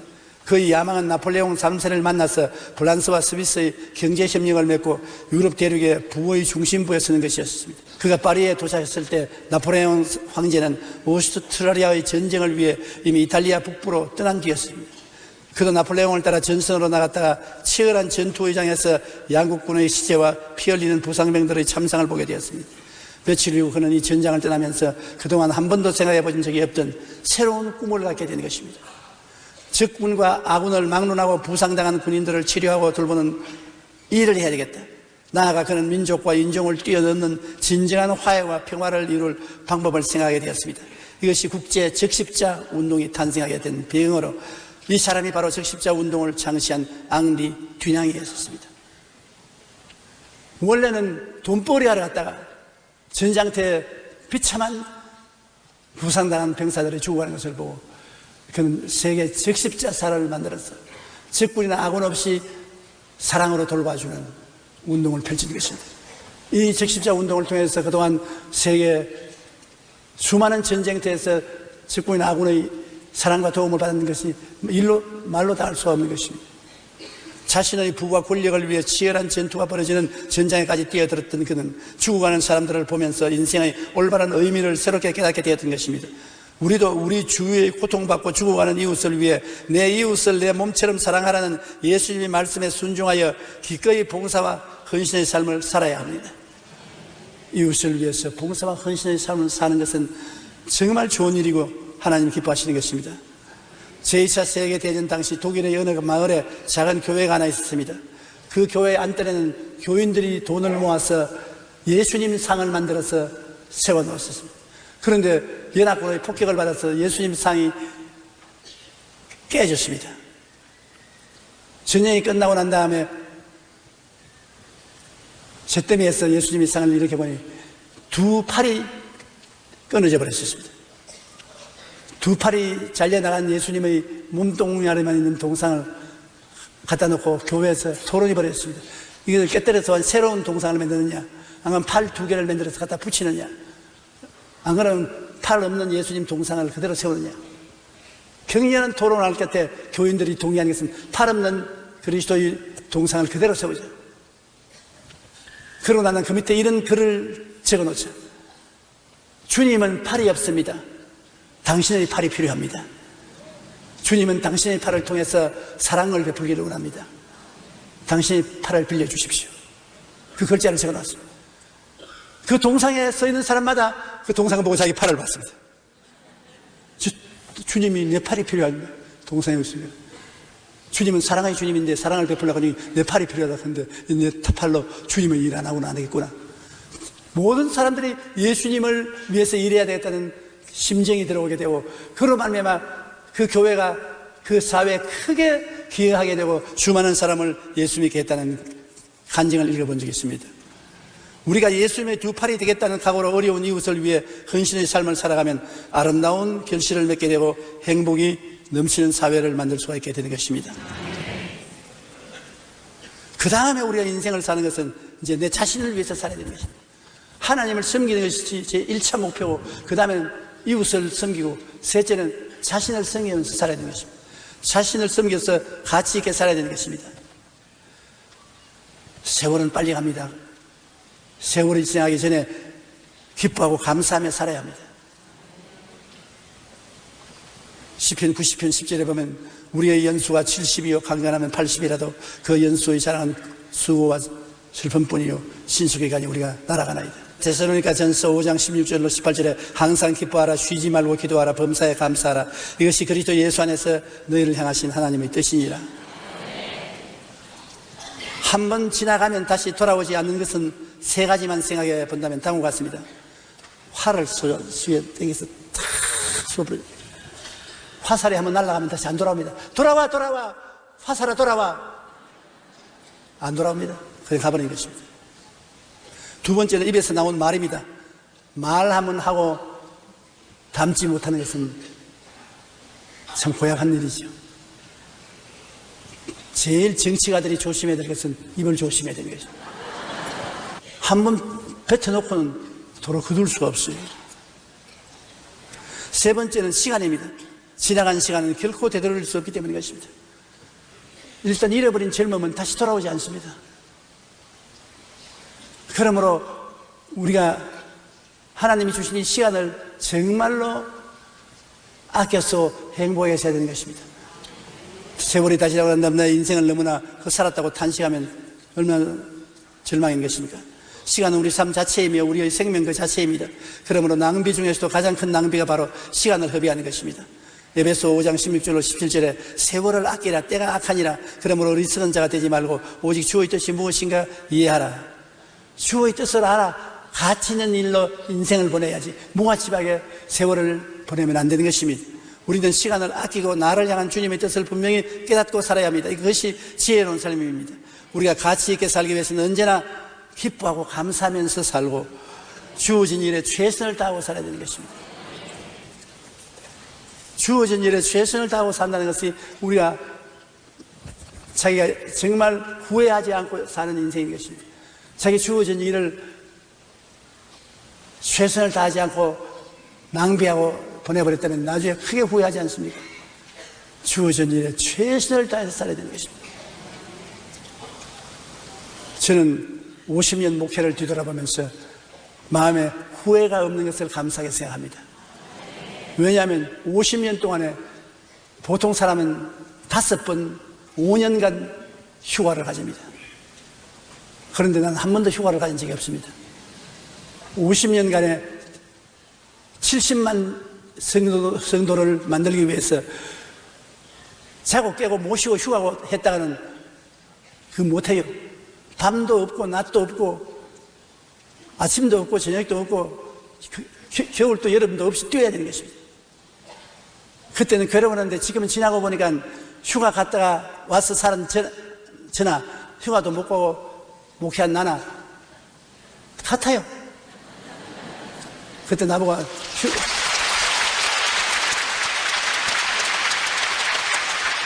휴가도 안 가고 그렇게 산다고 좋은 일이 있을까 보냐 그렇게 말했는데 지금 그 친구들하고 나하고 만나보면 나는 과거를 돌아볼 때 후회할 것이 없고 만족하고 감사한데 그 친구들은 굉장히 후회가 많아요. 이것도 해볼 걸 저것도 해볼 걸 윗배기 들어서 늘 끌끌거리지만은 나는 끌끌거리지 않아요. 고린도전서 4장 2절에 맡은 자들에게 구할 것은 충성이니라. 우리가 무엇을 맡든지 충성을 다해야 되는 것입니다. 골로새서 3장 22절로 23절에 종들아 모든 일에 육신의 상전들에게 순종하되 사람을 기쁘게 하는 자와 같이 눈가림만 하지 말고 오직 주를 두려워하여 성실한 마음으로 하라. 무슨 일을 하든지 마음을 다하여 죽게 하듯 하고 사람에게 하듯 하지 말라. 내가 사람을 섬기는 것도 주님을 섬기는 듯이 충성을 해야 되는 것입니다. 이렇게 한다고 누가 알아주겠노? 사람 보고 알아달라고 할 필요 없어요. 내 양심이 알고 하나님이 알면 됐어요. 반드시 그 충성은 그 보답을 가져오는 것입니다. 2004년 4월 2003년 올해의 이름 아름다운 중국 청년상이라는 시상식이 중국에서 있었는데 한 젊은이가 휠체어를 타고 등장합니다. 그 이름은 장원청으로 25세인 그는 앞으로 3년 정도밖에는 살지 못하는 근육병에 걸린 환자였습니다. 중국 사람입니다. 장원청은 정규 교육을 받지 못했지만 독학으로 글씨를 터득하고 작가의 꿈을 향해 처절하게 잡았습니다. 그가 글씨 한자를 쓰는데 무려 6분이 걸렸습니다. 한자 글자 한자 쓰는데 6분이 걸려요. 하루에 그가 쓸 수 있는 글자 수는 77자에 불과했습니다. 그런 그가 17만 자의 육필로 원고를 세상에 내놓았을 때 13억 중국인들은 모두 감동의 눈물을 흘렸다고 합니다. 그는 이렇게 말했습니다. 내가 사흘만 걸을 수 있다면 어머니의 가늘은 어깨에서 무거운 물통을 내려 내 어깨에 지겠다. 또한 전력을 다해 일하고 돈을 벌어 어머니가 가장 드시고 싶어 하면서 비싸서 차마 못 사 드시는 바나나를 사드리고 행복하게 모실 것이다. 이제 나에게 남은 삶이 얼마라는 것은 그리 중요하지 않다. 사람이라면 주어진 생에서 최선을 다해 살아가야 하지 않겠는가. 얼마나 내가 더 오래 사느냐 생각 안 한다는 것입니다. 얼마를 더 오래 살든 주어진 삶에 최선을 다해서 충실하게 사는 것이 자기의 의무라고 말하는 것입니다. 정신의학자 퀴블러 로스 캐슬러는 죽음 직전의 사람들 수백 명을 인터뷰했습니다. 그리고 그들이 말하는 인생에서 꼭 배워야 할 것들을 받아 책으로 읽었는데 그것이 바로 인생 수업이라는 책인 것입니다. 생의 마지막 순간에 이르러 많은 사람들이 떠올리는 것은 즐겁게 지낸 놀이의 순간이라고 합니다. 죽을 때 마지막 기억나는 것이 인생을 살 때 즐거워했던 그것이 마지막 기억이 난다는 것입니다. 지난날을 되돌아보면서 그들이 가장 많이 후회하는 것은 인생을 그렇게 심각하게 살지 않았어야 하는데 라고 합니다. 행복하고 즐거웠던 순간을 떠올리며 미소 짓지 못할 때 이들은 가장 안타까워했다는 것입니다. 내가 인생을 성실하게 살고 기쁘게 살고 행복하게 살고 가치 있게 사는 것이 죽을 때 기억나는 것이고 그 이후의 것은 기억나지 않는다고 말하는 것입니다. 히브리서는 이 책에서 우리의 비극은 인생이 짧다는 것이 아니라 정말로 중요한 것이 무엇인가를 너무 늦게 깨달았다는 것입니다. 우리가 정말로 후회 없는 인생을 살기 위해서는 죽음이라는 삶의 한계점이 있기 전에 지금이라도 빨리 남은 생애를 어떻게 살아야 할지 진지하게 생각해 봐야 하는 것입니다. 우리가 만족하고 행복한 삶을 살려면 우선 사는 목적을 분명히 안 후에 어려운 이웃을 위해 사랑과 행복을 나누는 봉사와 헌신된 삶을 살아가야 하고 항상 매일 기뻐하고 감사하며 주어진 삶에 최선을 다하고 하나님의 이름을 빛내는 삶을 살아야 합니다. 이러한 삶만이 참으로 후회하지 않은 올바르고 행복한 삶을 사는 것입니다. 하나님의 이름을 빛내고 살아야 하는 것입니다. 이사야 43장 7절에 내 이름으로 불려지는 모든 자 곧 내가 내 영광을 위하여 창조한 자를 오게 하라. 그를 내가 지었고 그를 내가 만들었느니라. 하나님은 당신의 영광을 위해서 우리를 지었고 우리를 만들었습니다. 그러면 우리는 하나님의 영광을 위해서 존재하는 인생들인 것입니다. 마태복음 5장 12절에 너희 빛이 사람 앞에 비치게 하여 그들로 너희 착한 행실을 보고 하늘에 계신 너희 아버지께 영광을 돌리게 하라. 우리의 존재의 모든 목적은 하나님께 영광을 돌리고 하나님의 영광의 빛이 되어서 우리의 개인 인생을 사는 것입니다. 그리고 행복하게 살아야 되는 것입니다. 한평생을 원망하고 단시하고 가슴치고 울고 슬프게 살아서 뭐합니까? 행복하게 살아야 돼요. 전도서 3장 12절로 13절에 사람들이 사는 동안에 기뻐하며 선을 행하는 것보다 더 나은 것이 없는 줄을 내가 알았고 사람마다 먹고 마시는 것과 수고함으로 낙을 누리는 그것이 하나님의 선물인 줄로 또한 알았도다. 먹고 마시는 것과 수고함으로 낙을 누리는 것, 이것 하나님의 선물인 줄 알아요. 수고하고 사는 인생 중에 낙을 가지고 살아야 돼요. 행복하게 살아야 되는 것입니다. 여러분이 불평, 원망, 당신하고 살면 인생이 사는 것이 아닙니다. 행복하게 살아야 돼요.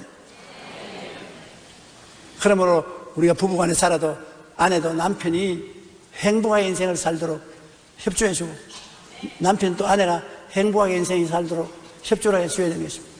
나를 섬기라고 하고 내 중심으로 내 고집으로 살아서는 안 됩니다. 인생이란 같이 협동해서 사는 것이죠. 앞에서 끌어주고 뒤에서 밀면서 협조해서 사는 게 인생이지 내가 걸어가는데 전부 끌려오라고 이런 방식으로 인생을 살면 안 되는 것입니다. 옛날 호랑이 담배 피울 때 그렇게 살았는지 모르겠지만은 요사이는 그렇게 살면 안 돼요. 요사이 젊은이들 그렇게 사는 젊은이들 없습니다. 남편이나 아내나 서로 동등한 인격을 가지고 서로 도와주면서 살아야지. 지금이라도 여러분 생활의 방향을 행복해질 수 있는 방향으로 바꾸십시오. 많이 웃고 많이 감사하고 시간 있으면 친구들하고 놀러도 많이 가요. 관광도 많이 가시고 마음의 기쁨과 즐거움을 가지고 살게 된 여러분이 되어야 되는 것입니다. 전남대학교 이과대학 정신과 교수로 올해 정년퇴임한 국제정신분석가 이무석 박사가 이과대학에 다닐 때의 일입니다. 당시 교수님 중에는 호암을 치르고 욕도 잘하는 매우 무서운 분이 한 분 계셨는데 심지어 수술 중에 실수한 레지던트를 때려서 발로 차서 내쫓았다는 소문이 들리기도 했습니다. 그러나 그분의 수술 실력만큼은 타의 추종을 불허하여 우리나라 최고의 찬사가 있었습니다. 그런데 이무석 박사가 이과대학을 졸업하고 10년이 지난 어느 날 그분이 교회에 나가기 시작했다는 소문을 들었다고 합니다. 더욱 놀라운 것은 주일 예배 시간에 헌금위원으로 봉사를 한다는 것입니다. 이무석 박사가 교수님을 만나 그 경위를 묻자 이렇게 간증하셨습니다. 나는 신을 믿지 않았어. 비과학적이라고 생각했지. 의사 생활을 하면서 말기암 환자들이 주변 사람들을 원망하고 욕을 하며 불안에 떨다가 죽어가는 모습을 자주 보면서 그분들의 심정을 이해할 수 있었어. 그런데 지금도 기억에 생생한 환자가 있었는데 그분의 얼굴은 그렇게 평안할 수가 없었어. 그분은 지독한 통증을 잘 참으면서 오히려 주변 사람들을 위로해 주었어. 내가 회진해 나가면 그분은 언제나 나에게 웃으며 감사하다고 했어. 나는 그때 나라면 저렇게 죽음 앞에서 배달할 수 있을까? 저분에게는 무언가 있다, 그런 생각을 하고 나중에 그 이유를 알았는데 그분은 예수님을 믿고 있었어. 그분에게 죽음은 삶의 끝이 아니라 새로운 삶의 시작이었지. 그 주위를 살펴보니 예수님을 믿는 사람들은 죽음 앞에서도 다르더라. 내가 예수님을 믿게 된 데 대해는 다른 이유도 있지만 그분의 영향이 제일 컸다, 그렇게 말했습니다. 인간은 누구나 삶의 한계점인 죽음 앞에서 불안과 두려움에 뜹니다. 그러나 우리가 올바른 삶의 나침판을 가지고 삶의 목적을 분명히 하고 봉사와 헌신의 삶을 살며 가치 있는 삶을 살았을 때 우리는 죽음 앞에서도 미소 지으며 감사하고 평안하게 죽을 수 있습니다. 안 죽으면 이게 제일 좋은데, 그런데 죽는 것을 어떻게 합니까? 다 죽거든요. 사람은 어찌할 수 없이 죽는 것입니다. 한 번 죽는 것은 정한이지요. 죽고 난 다음에는 심판이 있습니다. 그러나 예수님께서 우리에게 뭐라고 말씀하십니까? 나는 부활이요 생명이니 나를 믿는 자는 죽어도 살겠고 살아서 믿는 자는 영원히 죽음을 보지 아니하리라. 증명하시오. 당연히 그 말했으니까 증명하시오. 당당히 증명했지요. 죽은 나사로를 죽은 지 나흘 만에 썩은 냄새 나는데 무덤에 있는 것을 나사로야 나오라, 나왔습니다. 자기 자신이 죽은 무덤에 들어간 지 사흘 만에 일어났습니다. 증명했어요. 예수님 안에서는 죽어도 살아도 주를 믿는 자는 영원히 죽지 않는다. 그러므로 오늘 예수 믿는 여러분은 죽음은 쇼에 불과한 것입니다. 걱정할 것 없어요. 지금 이미 예수 믿었으니 이제는 죽음이 없습니다. 상황의 변화에 불과하지.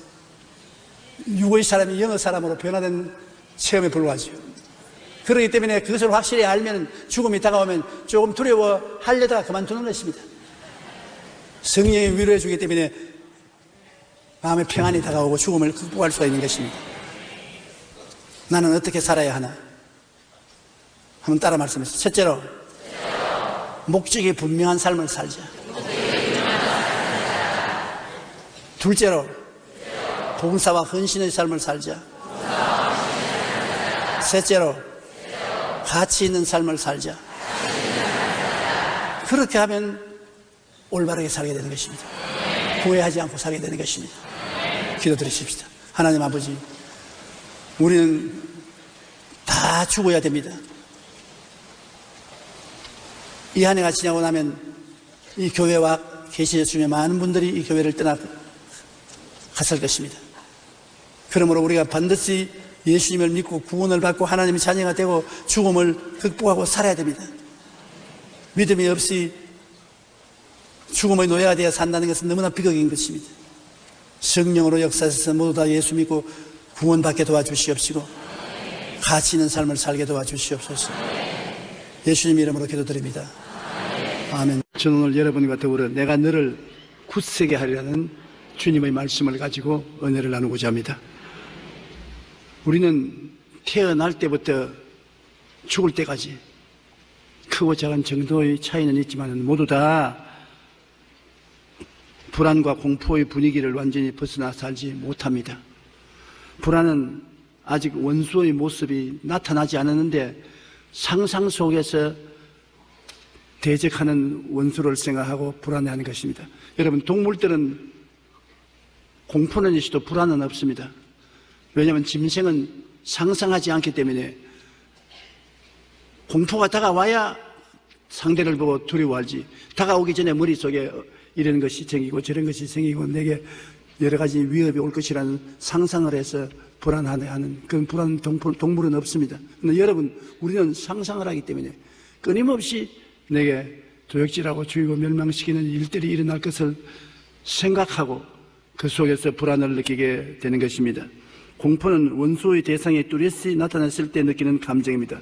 원수가 분명히 내 앞에 나타나면 불안은 공포로 변화되는 것입니다. 불안과 공포의 바이러스는 어느 곳에나 있습니다. 그것을 없앨 수는 없으나 극복을 해야 되는 것입니다. 감기는 어느 곳에나 있어요. 감기를 이 지구상에서 없애버릴 수가 없습니다. 그러나 감기를 극복할 수가 있습니다. 건강으로서 이길 수가 있는 것입니다. 이기지 못하면 그것 때문에 각종 심신의 위축과 질병과 고통과 좌절 및 절망을 가져오게 되는 것입니다. 오늘 전 세계는 경제적인 위기로 불안과 공포를 가지고 있습니다. 예전에는 아시아나 아프리카 등의 경제 위기에 처해도 까딱없은 것은 미국과 구라파가 버팀목이 되어서 탁 받들어주기 때문에 아시아나 아프리카의 경제 위기를 극복할 수가 있었습니다. 또 구라파가 어려울 때는 미국이나 아시아가 도움이 되었었습니다. 지금은 온 세계가 함께 경제 위기에 당면하고 경제 파탄의 불안과 공포가 세계를 쓰나미처럼 휩쓸고 있습니다. 유럽이나 미국이나 아시아나 아프리카나 할 것 없이 다들 경제적인 위기 속에 흔들흔들하고 있는 것입니다. 이제 우리가 바라볼 것은 어느 대륙도 아닌 하나님밖에 없습니다.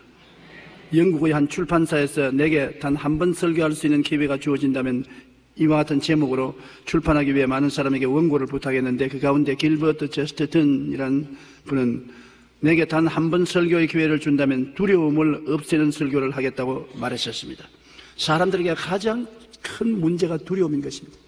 자나 깨나 두려움에 직면하고 있는 것입니다.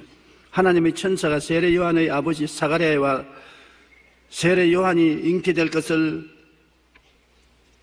알려줄 때 제일 먼저 말한 것이 뭐냐면 두려워 말라 그렇게 말씀하셨습니다. 또 예수님의 어머니 마리아에게 와서 하나님의 아들을 잉태할 것을 알릴 때 천사가 나타나서 두려워 말라. 그리고 예수님이 강생한 것을 알리려고 목자에게 나타난 천사들이 목자들에게 제일 먼저 말한 것이 두려워 말라. 너에게 큰 기쁨의 좋은 소식을 전하러 왔다고 말했었습니다. 그러므로 어느 곳에든지 하나님의 사자들이 와서 말씀을 전할 때 먼저 두려워하지 말라는 말을 먼저 했습니다. 사람들이 그만큼 두려움에 포로가 되어 있다는 것입니다. 인간은 아담의 범죄 이후 오늘 늘 불안과 공포 가운데 살아갑니다. 그 오늘 온 세계가 함께 경제 위기에 당하면 우리는 어느 때보다 불안과 공포 속에 살게 되는 것입니다. 우리가 바라는 곳은 이제 미국도 아니고 구라파도 아니고 아프리카도 아니고 아시아도 아닙니다. 우리가 이 어려운 위기에서 건져내기 위해서는 하나님을 바라봐야 되는 것입니다. 하나님께서 우리 보고 두려워하지 말라 내가 너와 함께 하노라고 말씀하고 계신 것입니다. 2011년 우리나라 최저임금 기준은 시간당 4,320원으로 하루 8시간 일을 하면 한 달 25일 86만 4천 원을 받았습니다. 이러한 최저임금을 적용 대상자가 234만 명이 됩니다. 한 달 내내 일해가지고서 최저임금이 86만 4천 원을 받아가지고서 어떻게 삽니까? 돈 잘 버는 사람들이 푼돈도 되지 않습니다. 그러나 현실이 86만 4천 원 한 달 받아 사는 인구가 234만 명이나 된다는 것입니다. 경제적인 어려움을 겪어보지 않은 사람은 이 현실이 얼마나 각박한가를 알지 못할 것입니다. 오늘날 30대들은 불만, 불신, 불안으로 가득 찬 산불세대가 되었습니다. 우리나라 청년 고용률은 40.3%로 OECD 국가 중 꼴찌입니다. 매년 대학 졸업자 가운데 15만 명이 비정규직으로 취업을 하거나 백수가 되고 있습니다. 그러다가 대학생 신용 불황자는 2006년보다 43배 이상 폭증하여 28,891명이나 신용 불황자가 되어 있습니다. 우리나라 베이비붐 세대의 주력 계층인 지금 50세에서 54세 남성의 자살률은 2009년에 이미 최대 수치를 기록했습니다. 통계청의 2010년 사회조사 결과를 보면 자살한 남성의 44.9%가 경제적인 어려움 때문에 자살하는 것입니다. 직장을 잃어버릴까? 혹은 직장을 잃어버린 사람, 사업에 실패한 사람, 빚에 고통당하는 사람, 경제적인 위기로 자살한 사람이 거의 대다수인 것입니다. 오늘 우리나라는 전 세계의 경제 위기 앞에서 더욱 어려운 생활의 현실로 불안과 공포에 두려워하고 있습니다. 더욱이 올해는 총선과 대선을 앞두고 정치적으로도 불안한 상태입니다. 이러한 때 온통 불안이 꽉 들어찬 이 사회에서 우리는 어떻게 해야 될까요? 첫째로 하나님 말씀께로 돌아가야 되는 것입니다. 저 하늘이 무너지고 이 땅이 꺼져도 1.1도 변치 않는 것이 하나님 말씀인 것입니다. 우리가 의지하는 모든 것이 다 흔들거리고 사라집니다. 그러나 하나님 말씀은 영원하기 때문에 말씀에 찾아가야 되는 것입니다. 첫째로 말씀에 두려워하지 말라, 내가 너와 함께 한다고 주님께서 말씀하시는 것입니다. 주님이 함께 한다는 것, 이 사실을 발견하는 것은 우리 마음의 평안을 얻는 제일 첫째 길인 것입니다. 내가 눈을 들어 산을 보리라. 나의 도움이 어디에서 올고 나의 도움이 천지를 지으신 야훼께로다. 천지를 지으신 야훼만이 우리의 도움이 되기 때문에 우리는 태산 같은 어려움이 있어도 태산을 바라보지 말고 하나님을 바라볼 수 있다는 것입니다. 하나님은 천지를 만드시고 천지를 다스리시는 분이시기 때문에 하나님을 만난다는 것은 천지의 두려움이 있어도 그것을 극복할 수 있다는 전제 조건이 되는 것입니다. 사도행전 17장 24절로 27절에 우주와 그 가운데 있는 만물을 지으신 하나님께서는 천지의 주제이시니 손으로 지은 전에 계시지 아니하시고 인류의 모든 족속을 한 혈통으로 만드사 온 땅에 살게 하시고 그들의 연대를 정하시며 거주의 경계를 한정하셨으니 이는 사람으로 혹 하나님을 더듬어 찾아 발견하게 하려 하시미로되 그는 우리 각 사람에게서 멀리 계시지 아니하도다. 하나님을 모르는 사람은 하나님이 구만리장처럼 멀리 계신다고 생각하지만 하나님은 실제로 우리에게서 멀리 떠나다 계시지 않고 우리가 숨쉬는 공기 속에 계시고 우리가 앉아있고 일어서 걸어가는 공간 속에 바로 하나님이 계신 것입니다. 하나님은 여기 있다 저기 있다 할 수 없으니 하나님은 바로 우리와 함께 계신 것입니다. 그러므로 멀리 계신 분에게는 한없이 멀리 계시지만 하나님이 함께 계신 것을 깨달아 아는 사람은 24시간 내 호흡과 같이 하나님이 가까이 계신다는 것을 깨달아 알 수가 있는 것입니다. 그러므로 어떤 불안과 공포보다 위대하신 하나님 되심을 우리가 마음속에 깨달아 알아야 되는 것입니다. 여러분, 우리 마음이 생각을 다스려야 평안을 얻을 수 있는 것입니다. 생각이라는 것은 긍정적으로 생각하거나 부정적으로 생각하거나 마음을 점령하게 되는 것입니다.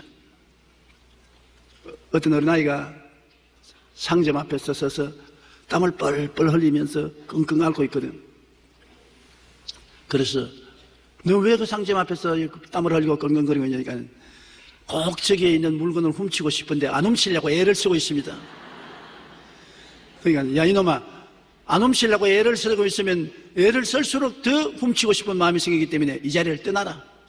그 물건이 눈에 보이지 않게 하는 것이. 많은 사람이 미운 사람을 사랑하려고 안 미워해야지 하면 그것이 마음속에 더 미워하도록 만들어주는 것입니다. 마음은 긍정적이거나 부정적이거나 집중하면 마음을 점령하는 것입니다. 늘 마음속에 불안과 공포를 생각하면서 불안하지 말아야지, 공포를 갖지 말아야지 그렇게 생각하면 불안과 공포가 더 마음을 잡수는 것입니다. 생각을 달리해야 되는 것입니다. 불안과 공포를 생각하지 말고 좋은 일, 기쁜 일, 승리하는 일, 다른 일을 생각해야 되는 것입니다. 우리 성도 중에 한 사람이 병원에 입원해서 수술을 받는데 수술하더라 이제 날 보고 기도해달라 그래서 내가 가서 기도를 해주는데 기도를 받으면서 하는 말이 나 절대 불안하지 않아요. 나 두려워하지 않아요. 그러니까 그러지 말아. 그 말하면 더 불안해지고 더 두려워해진다. 두려워 안 해요. 불안 안 해요. 그런 말은 내 속에 두려움이 있고 불안이 있다는 말입니다. 그럼 어떻게 할까요? 시편 23편을 외우십시오. 불안도 생각하지 말고 두려움도 생각하지 말고 야훼는 나의 목자시니 내게 부족함이 없으리로다. 제가 나를 푸른 초장에 누이시며 쉴 만한 물가로 인도하시는도다. 내 영혼을 소생시키시고 자기 이름을 위하여 의의 길로 인도하시는도다. 예수님을 생각하고 주님께서 당신 오늘 수술 받는 것은 바로 푸른 초장에 누이시고 쉴 만한 물가로 인도하시고 마음을 소생시키시고 은혜를 베푸는 장소라고 생각하고 주님을 생각하면 생각이 불안과 공포를 쫓아주시는 것입니다. 그러나 안 두려워해요. 안 무서워해요. 안 두려워해요. 안 무서워해요. 점점 더 두려움과 무서움이 마음을 붙잡는 것입니다. 그러므로 여러분 이 두렵고 불안한 시대에 언제나 우리는 위대한 하나님을 생각해야 되는 것입니다. 잠자리에 들어갈 때 불안과 두려움을 가슴에 안고 들어가지 마십시오. 벽에 베자 말자 여러분 성경을 외우십시오. 두려워 말라 내가 너와 함께함이라. 놀라지 말라 나는 내 하나님이 됨이라. 내가 너를 굳세게 하리라. 참으로 너를 도와주리라. 참으로 나의 이로운 오른손으로 너를 붙들리라. 그 말씀을 외우십시오. 볼지어다 세상 끝날까지 내가 너와 항상 함께 있으리라. 말씀을 외우면 두려움은 마음속에 사라지는 것입니다. 그러므로 두려움을 생각하지 마시고 말씀을 생각해야 되는 것입니다. 시편 118편 6절 우리 다 같이 한번 읽어보십시다. 야훼는 내 편이시라. 내가 두려워하지 아니하리니 사람이 내게 어찌할까. 야훼여 위대하심과 권능과 영광과 승리와 위엄이 다 주께 속하여 싸우니 천지에 있는 것이 다 주의 것이로소이다.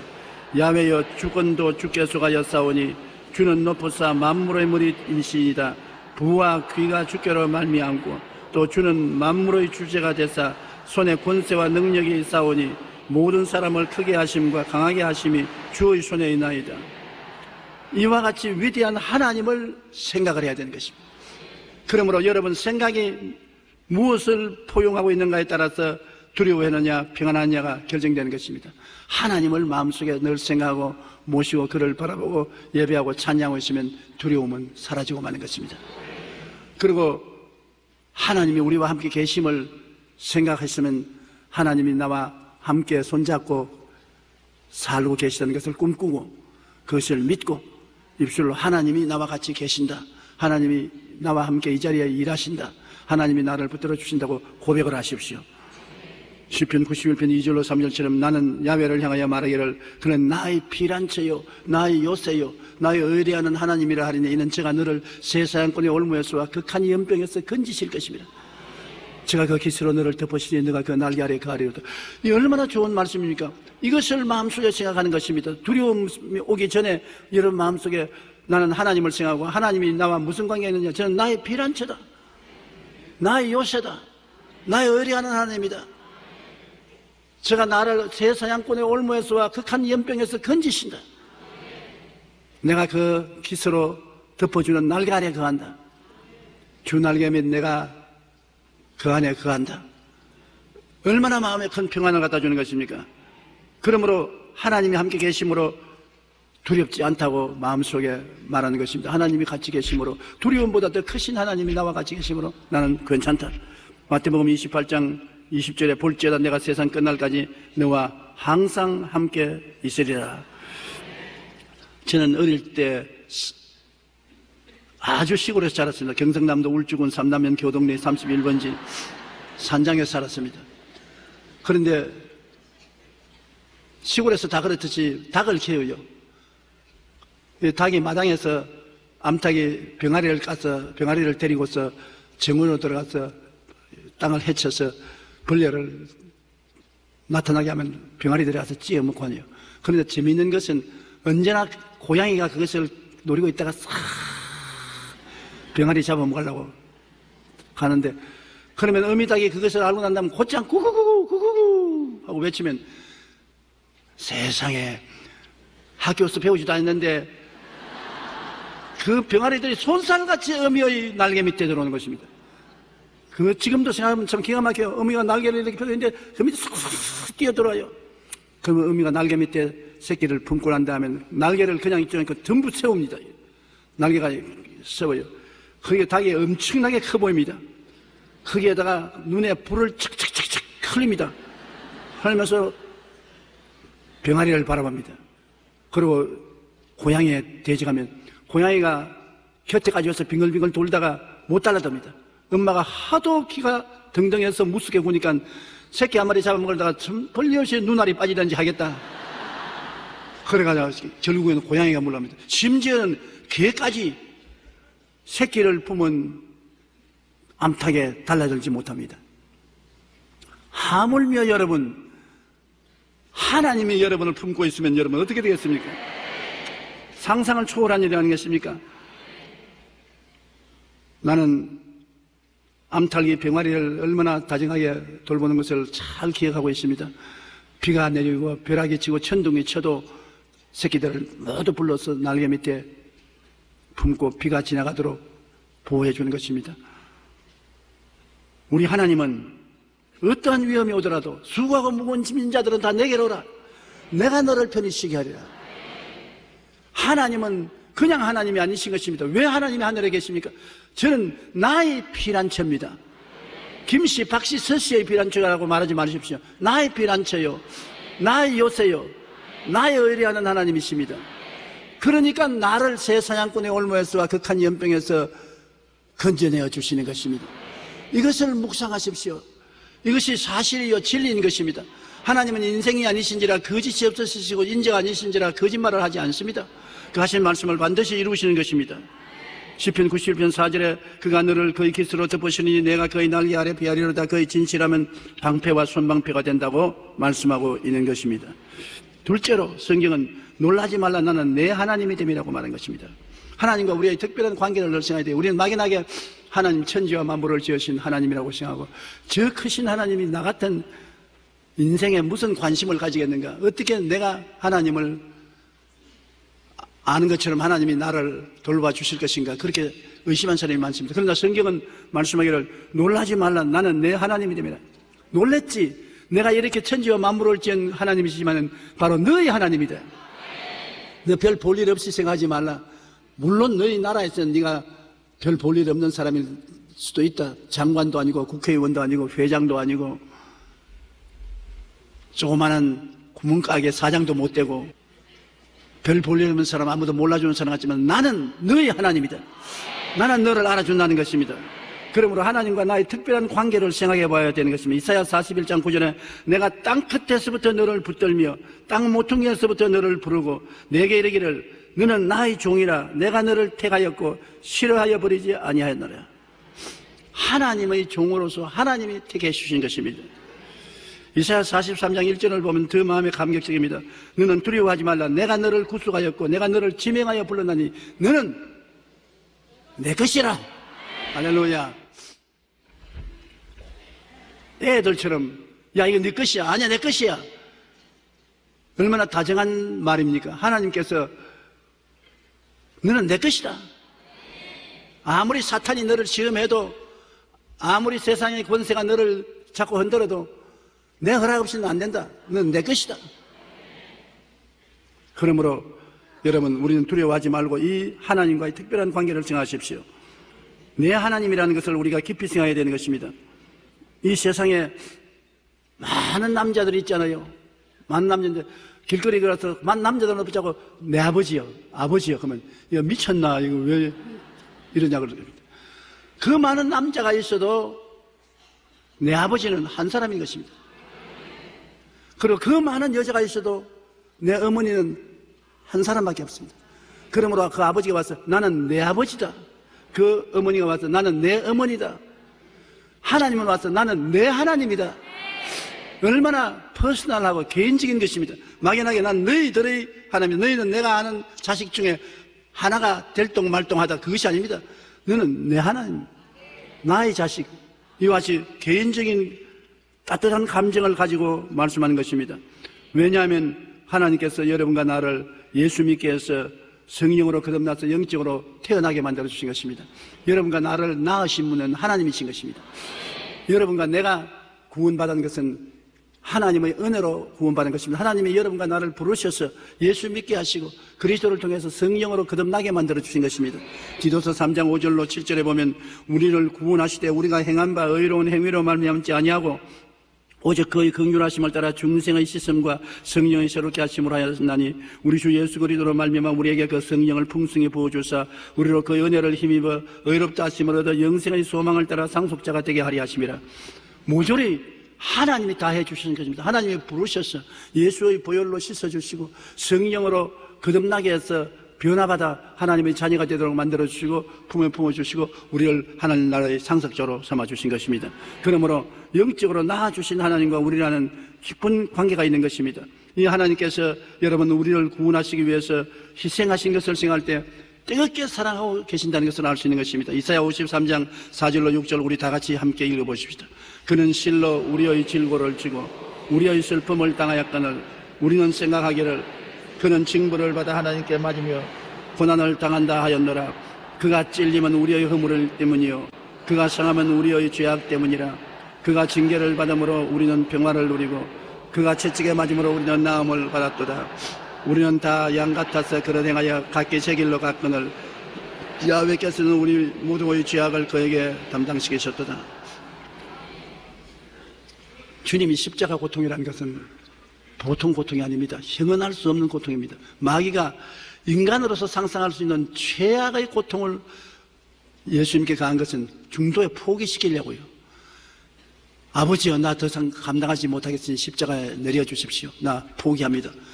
그러면 아버지가 예수님 안 들어줄 수가 없습니다.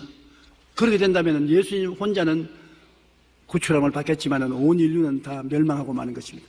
우리의 모든 죄와 불의, 추악과 저주, 절망과 죽음을 끝까지 다 청산해야 되는데 주님이 다 이루었다 하기까지는 한없는 고통을 당했었습니다. 그 고통에서 포기하도록 만들려고 마귀가 압력을 막 한 것입니다. 누구든지 주의 이름을 부르면 구원을 받게 만들어주신 것입니다. 이 대속의 하나님을 생각하십시오. 이 하나님이 이렇게 고통 속에 낳은 우리를 쉽게 모른다고 포기할 하나님이 절대로 아니시라는 것을 알고 하나님 앞에 마음을 떳떳하게 가져야 되는 것입니다. 셋째로 하나님께서는 우리를 보고 내가 너를 굳세게 하겠다. 우리를 약하게 할 때이 너무나 많습니다. 경제적인 위기를 통해서 마음이 약해지니까 자살하지 않아요. 가정적으로 불안하니까 가정의 파탄에 이르지 않아요. 젊은이들이 불안하니까 밖에 나가서 데모하지 않아요. 이 세상에 불안이 다가오면 점점 약해지고 위축이 되는 것입니다. 우리를 강하게 해줬지 않 누굽니까? 하나님께서 말씀하기를 내가 너를 강하게 만들어주겠다. 굳세게 만들어주겠다. 힘차게 만들어주겠다. 사실 불안과 두려움이 있을 때 도움이 속에서 와야지 바깥에서 사람들이 도와준다고 말해도 큰 힘이 안 됩니다. 속에서 성령으로 담대함이 생겨나면 그 공포를 이길 수가 있는 것입니다. 불안과 공포는 우리를 약하게 만들잖아요. 약하가 뒤로 물러가면 원수 마귀가 도적질하고 죽이고 멸망시키는 것입니다. 이스라엘 가데스 바네아에서 12명의 정탐꾼을 가나안 땅으로 보냈는데 그들이 40주 40년 정탐하고 돌아와서 보고하는 것을 보면은 10명의 정탐꾼은 마음속에 불안하고 공포가 있었다고요. 불안한 눈으로 보면 모든 것이 좌절과 절망으로 부정적으로 보는 것입니다. 그 땅은 주민을 삼키는 땅이다. 그 성벽은 말할 수 없이 높다. 거기에 사는 사람들은 안악자손, 네피리네의 후손, 안악자손 거인들이 살고 있다. 우리와 비교해보니 우리는 그들에게 메뚜기 같더라. 우리는 못 들어간다. 왜? 그 마음속에 불안과 공포를 가지고 사물을 바라보니 정확하게 볼 수 없었습니다. 그러나 여호수아와 갈렙은 하나님이 충만하여 강하고 담대한 마음으로 보니까 그 땅은 젖과 꿀이 흐르는 땅이더라. 그 백성들은 우리의 밥이다. 우리가 들어가서 점령할 수 있다. 일어나서 들어가자. 보고가 완전히 달랐습니다. 민수기 14장 32절 33절에 이스라엘 자손 앞에서 그 정탐한 땅을 악평하여 이르되 우리가 두루 다니며 정탐한 땅은 그 주민을 삼키는 땅이요 거기서 본 모든 백성은 신장이 장대한 자들이며 거기에서 네피림의 후손 안악 자손 거인들을 보았나니 우리는 스스로 보기에도 메뚜기 같으니 그들 보기에도 그와 같았을 것이라. 10명의 정탐꾼이 불안과 공포로 사물을 바라본 상황은 그와 같은 것입니다. 여러분, 우리가 믿음과 용기와 담대함을 가져야 사회가 안정되는 것입니다. 한 가정에도 가정의 남편이 강하고 담대하여 할 수 있다 하면 된다, 살 수 있다, 길이 열릴 것이다. 그러면 아내와 자식들이 아버지의 말을 듣고 용기가 생깁니다. 희망이 생깁니다. 그런데 아버지가 이제는 다 죽었다. 우리 그만 가족들 전부 다 독약을 먹고 죽자. 더 살 희망이 없다. 절망이다. 그렇기 때문에 온 가족들이 같이 있는 사람들이 다 불안과 좌절과 절망에 처하지 않습니까? 나는 신앙상담은 어떤 우리 35살 먹는 시골에서 온 자매님 이야기를 듣고 내가 큰 힘을 얻었습니다. 그는 시골에서 왔는데 살기 위해서 서울에 올라왔습니다. 공부를 많이 한 적이 없으니까 업소에서 서비스 하면서 사는데 내가 보기에도 편한 곳이 아니에요. 사람들에게 놀이개감이 되고 고통스러운데 그는 내게 왜 신앙 상담하느냐 하니까 하나님의 은혜를 좀 더 받아서 힘을 얻기 위해서 왔다고. 그러면서 제일 먼저 하는 말이 목사님 감사해요. 감사. 내가 시골에서 올라와서 일자리가 있다는 것 감사하잖아요. 좋은 일자리는 못 돼도 밥을 먹을 수 있으니까 감사하잖아요. 사람들에게 놀림감이 되지만은 그러나 난 놀림감이 되더라도 그들의 손에서 돈을 받아 먹고 사는 것이니까 나를 놀림감으로 삼아주는 사람이 있다는 것만 해도 감사하지 않습니까? 부정적인 말은 안 해요. 나는 감사한 것밖에 없어요. 나는 하나님 어찌해서 의지하고 하나님이 나를 붙들어서 이보다 더 좀 더 좋은 직장과 직업을 주실 줄 믿습니다. 희망이 있습니다. 늘 감사하고 희망과 꿈을 말해요. 근데 그 말을 가만히 듣고 있으니까 내가 신앙 상담해 줄 사람이 아니라 내가 신앙 상담을 받았어요. 나중에 나 이거 감사하다고 인사하고 밖에 나가는데 내가 은혜를 받아가지고서 내가 내 처지를 바라보면 그 자매님보다도 1000배나 나은 처지였어요. 그런데 내가 감사하지 못하면 어떻게 할 것이냐. 그 어려운 처지에서도 꿈과 희망을 가지고 얼굴에 웃음을 갖고 행복하다고 말하는데 내가 희망과 꿈을 가지고 있지 않고 행복하지 않으면 어떻게 되겠는가. 부흥회에 가서 설교 들은 것보다 더 큰 은혜를 받았어요. 보십시오. 참으로 너를 도와주려는 하나님이 우리에게 계신 것을 알면 얼마나 우리가 용기와 힘을 얻겠습니까? 이러한 긍정적이고 적극적인 말을 하는 사람이 곁에 있어 그 말만 들어도 용기와 힘이 생기는데요. 여러분 통해서 이웃 사람들이 얼마나 영향력이 있는다는 것을 알아야 됩니다. 더구나 요사이 같이 염려, 근심, 불안, 초조, 절망이 많고 불안과 공포가 꽉 들어찬 곳에 여러분 가는 곳마다 여러분은 햇빛이 되어야 되는 것입니다. 여러분은 할 수 있다, 하면 된다, 해보자는 긍정적이고 적극적이고 창조적인 말을 해야 되는 것입니다. 요사이 정치인들 선거에 투표 받으려고 자꾸 인터넷에 다 죽는다, 다 절망한다, 슬픈 이야기를 하는 사람이 많이 있는데 그런 역캠페인에는 효과를 발생하지 못합니다. 국민들에게 희망을 줘야 돼요. 이 어려울 때 국민들이 일어날 수 있는 것은 희망입니다. 용기와 희망을 주면은 어떠한 역경에도 일어나지만은 용기와 희망을 잃어버리면 절망이요, 좌절이요, 죽음밖에 없는 것입니다.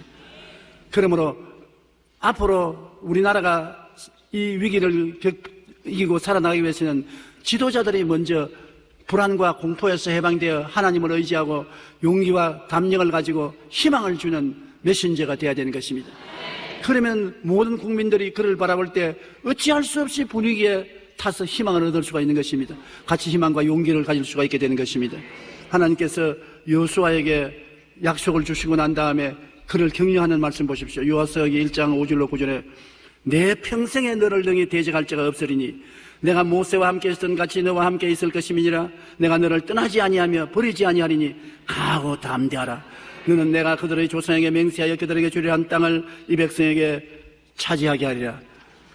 오직 강하고 극히 담대하여 나의 종 모세가 내게 명령한 그 율법을 다 지켜 행하고 우르나 좌우르나 치우치지 말라. 그러면 어디로 가든지 형통하리니 이 율법책을 내 입에 떠나지 말게 하며 주야로 그것을 묵상하여 그 안에 기록된 대로 다 지켜 행하라. 그러면 내 길이 평탄하게 될 것이요 내가 형통하리라. 내가 내게 명령한 것이 아니냐. 강하고 담대하라. 두려워하지 말며 놀라지 말라. 내가 어디로 가든지 내 하나님 야훼가 너와 함께 하느니라. 한번 따라 읽어주십시오. 강하고 담대하라. 두려워하지 말며 놀라지 말라. 내가 어디로 가든지 내 하나님 야훼가 너와 함께 하느니라. 하나님은 좋은 하나님이십니다. 하나님이 계신 곳에는 좋은 일이 일어납니다. 그러므로 하나님이 여호수아에게 용기를 주는 거 보십시오. 힘을 주시고 희망을 주시고 꿈을 주시고 있는 것입니다. 부정적인 말 한마디도 없습니다. 긍정적이고 적극적이고 창조적이고 생산적인 말만 하는 것입니다.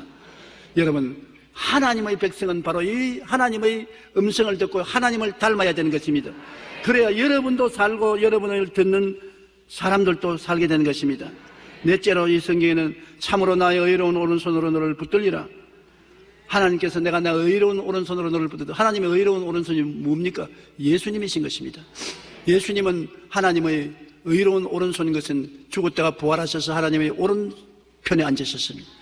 하나님은 예수 그리스도를 통해서 역사하는데 예수님은 이 땅에서 여러분과 나를 위해서 십자가를 짊어지시고 구속하신 놀라운 은혜를 가지고 계신 분이신 것입니다.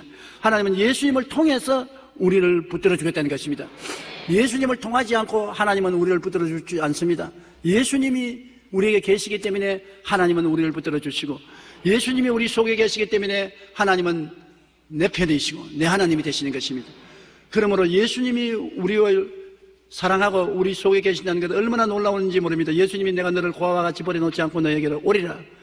예수님은 우리와 같이 계신 하나님인 것입니다. 예수님이 계시니 성령이 함께 계시고 아버지가 같이 계신 것입니다. 예수님은 죽었다가 부활하셔서 지금 하나님의 보좌 우편에 계시며 성령으로 우리 속에 와서 계신 것입니다. 로마서 8장 34절에 죽으실 뿐 아니라 다시 살아나시는 그리스도 예수시니 그는 하나님 우편에 계신 자여 우리를 위하여 간구하시는 자시니라. 하나님의 오른팔 예수님, 우리를 위해서 간구하시는 주님이신 것입니다. 사도행전 2장 33절에 하나님이 오른손으로 예수를 높이시며 그가 약속하신 성령을 아버지께 받아서 너희가 보고 듣는 이것을 부어주시느니라. 그러므로 하나님께서 똑같이 참으로 나의 의로운 오른손으로 너를 붙들리라. 왼손으로 우리가 물건을 잡지만 왼손은 별로 힘이 없지 않습니까? 오른손이 힘이 있지 않습니까? 그것은 하나님이 적당하게 너를 돌봐주겠다. 그게 아니라 내가 전력으로 오른손으로 너를 붙들어준다. 그러므로 하나님께서 지금도 여러분에게 오른손으로 붙잡고 계시다는 것을 믿어야 되는 것입니다.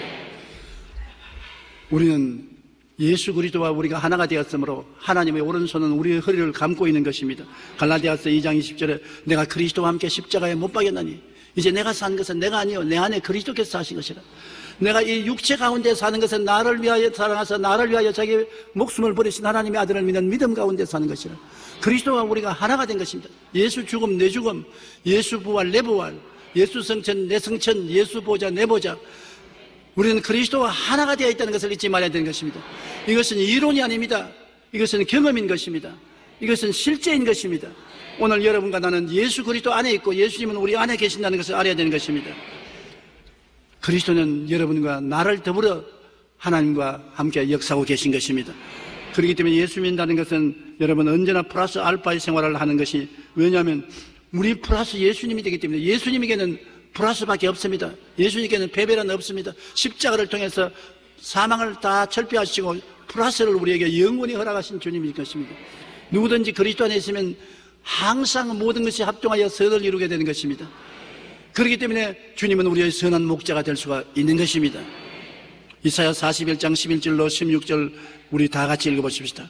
보라, 내게 노하던 자들이 수치와 욕을 당할 것이요 너와 다투는 자들이 아무것도 아닌 것 같이 될 것이며 멸망할 것이라.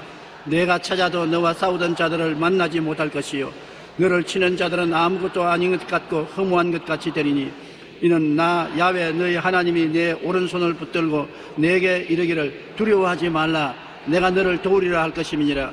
버러지 같은 너 야곱아, 너 이스라엘 사람들아 두려워하지 말라. 나 야훼가 말하니 내가 너를 도울 것이라. 내 구속자는 이스라엘의 거룩한 자니라. 보라, 내가 너를 이가 날카로운 새 타작기로 삼았나니 내가 산들을 쳐서 부서뜨리기를 만들 것이며 작은 산들을 그같이 만들 것이라. 내가 그들을 까부른즉 바람이 그들을 날리겠고 회오리 바람이 그들을 몰아버릴 것이로되 너는 야훼로 말미암아 즐거워하겠고 이스라엘의 거룩하신 이를 말미암아 자랑하리라. 너 버러지 같은 야곱아. 여러분, 세상이 바라볼 때라도 나는 버러지같이 본다. 내가 봐도 나는 지렁이 같은 인생이다. 그러나 하나님은 세상이 버러지로 생각하고 여러분 자신이 지렁이로 생각하더라도 하나님이 같이 계심으로 하나님 함께한 버러지, 하나님 함께한 지렁이가 되면은 여러분이 산을 부서뜨려 까불어 날려버리는 위대한 능력을 가진 자가 된다는 것입니다. 너 버러지 같은 야곱아, 너 이스라엘 사람들아 두려워하지 말라. 나 야훼가 말하니 내가 너를 도울 것이라. 하나님이 도우시면 누가 우리를 넘어뜨리겠습니까? 그러므로 바울 선생이 말하기를 우리가 이 보배로운 진리를 질그릇 속에 가졌으니 사방으로 우겨 삼을 당하여도 안 사인다. 답답한 일을 당해도 낙심하지 아니한다. 핍박을 받아도 버림받지 아니하고 끄꾸러뜨림을 당하여도 망하지 않는다. 항상 예수 죽임을 몸에 걸머지만 예수의 생명도 우리 몸에 나타난다. 예수를 죽인 십자가의 고통이 다가와도 예수를 부활시킨 생명의 역사가 우리 속에 나타나므로 능력이 이기고 마는 것입니다. 환난이나 공고나 적신이나 위험이나 기근이나 칼이냐 이 모든 일에 우리를 사랑하시는 이로 말미암아 우리가 넉넉히 이기나니라. 그러므로 오늘 하나님을 바라보고 이기는 여러분이 되어야 되는 것입니다. 진실한 그리스도인만이 불안과 공포를 이기고 평안과 담대함을 갖고 살 수가 있는 것입니다. 두려워 말라, 내가 너와 함께함이라. 놀라지 말라, 나는 내 하나님이 됨이라. 내가 너를 굳세게 하리라. 참으로 너를 도와주리라. 참으로 나의 의로운 오른손으로 너를 붙들리라고 하나님이 오늘 여러분에게 말씀해 주시는 것입니다.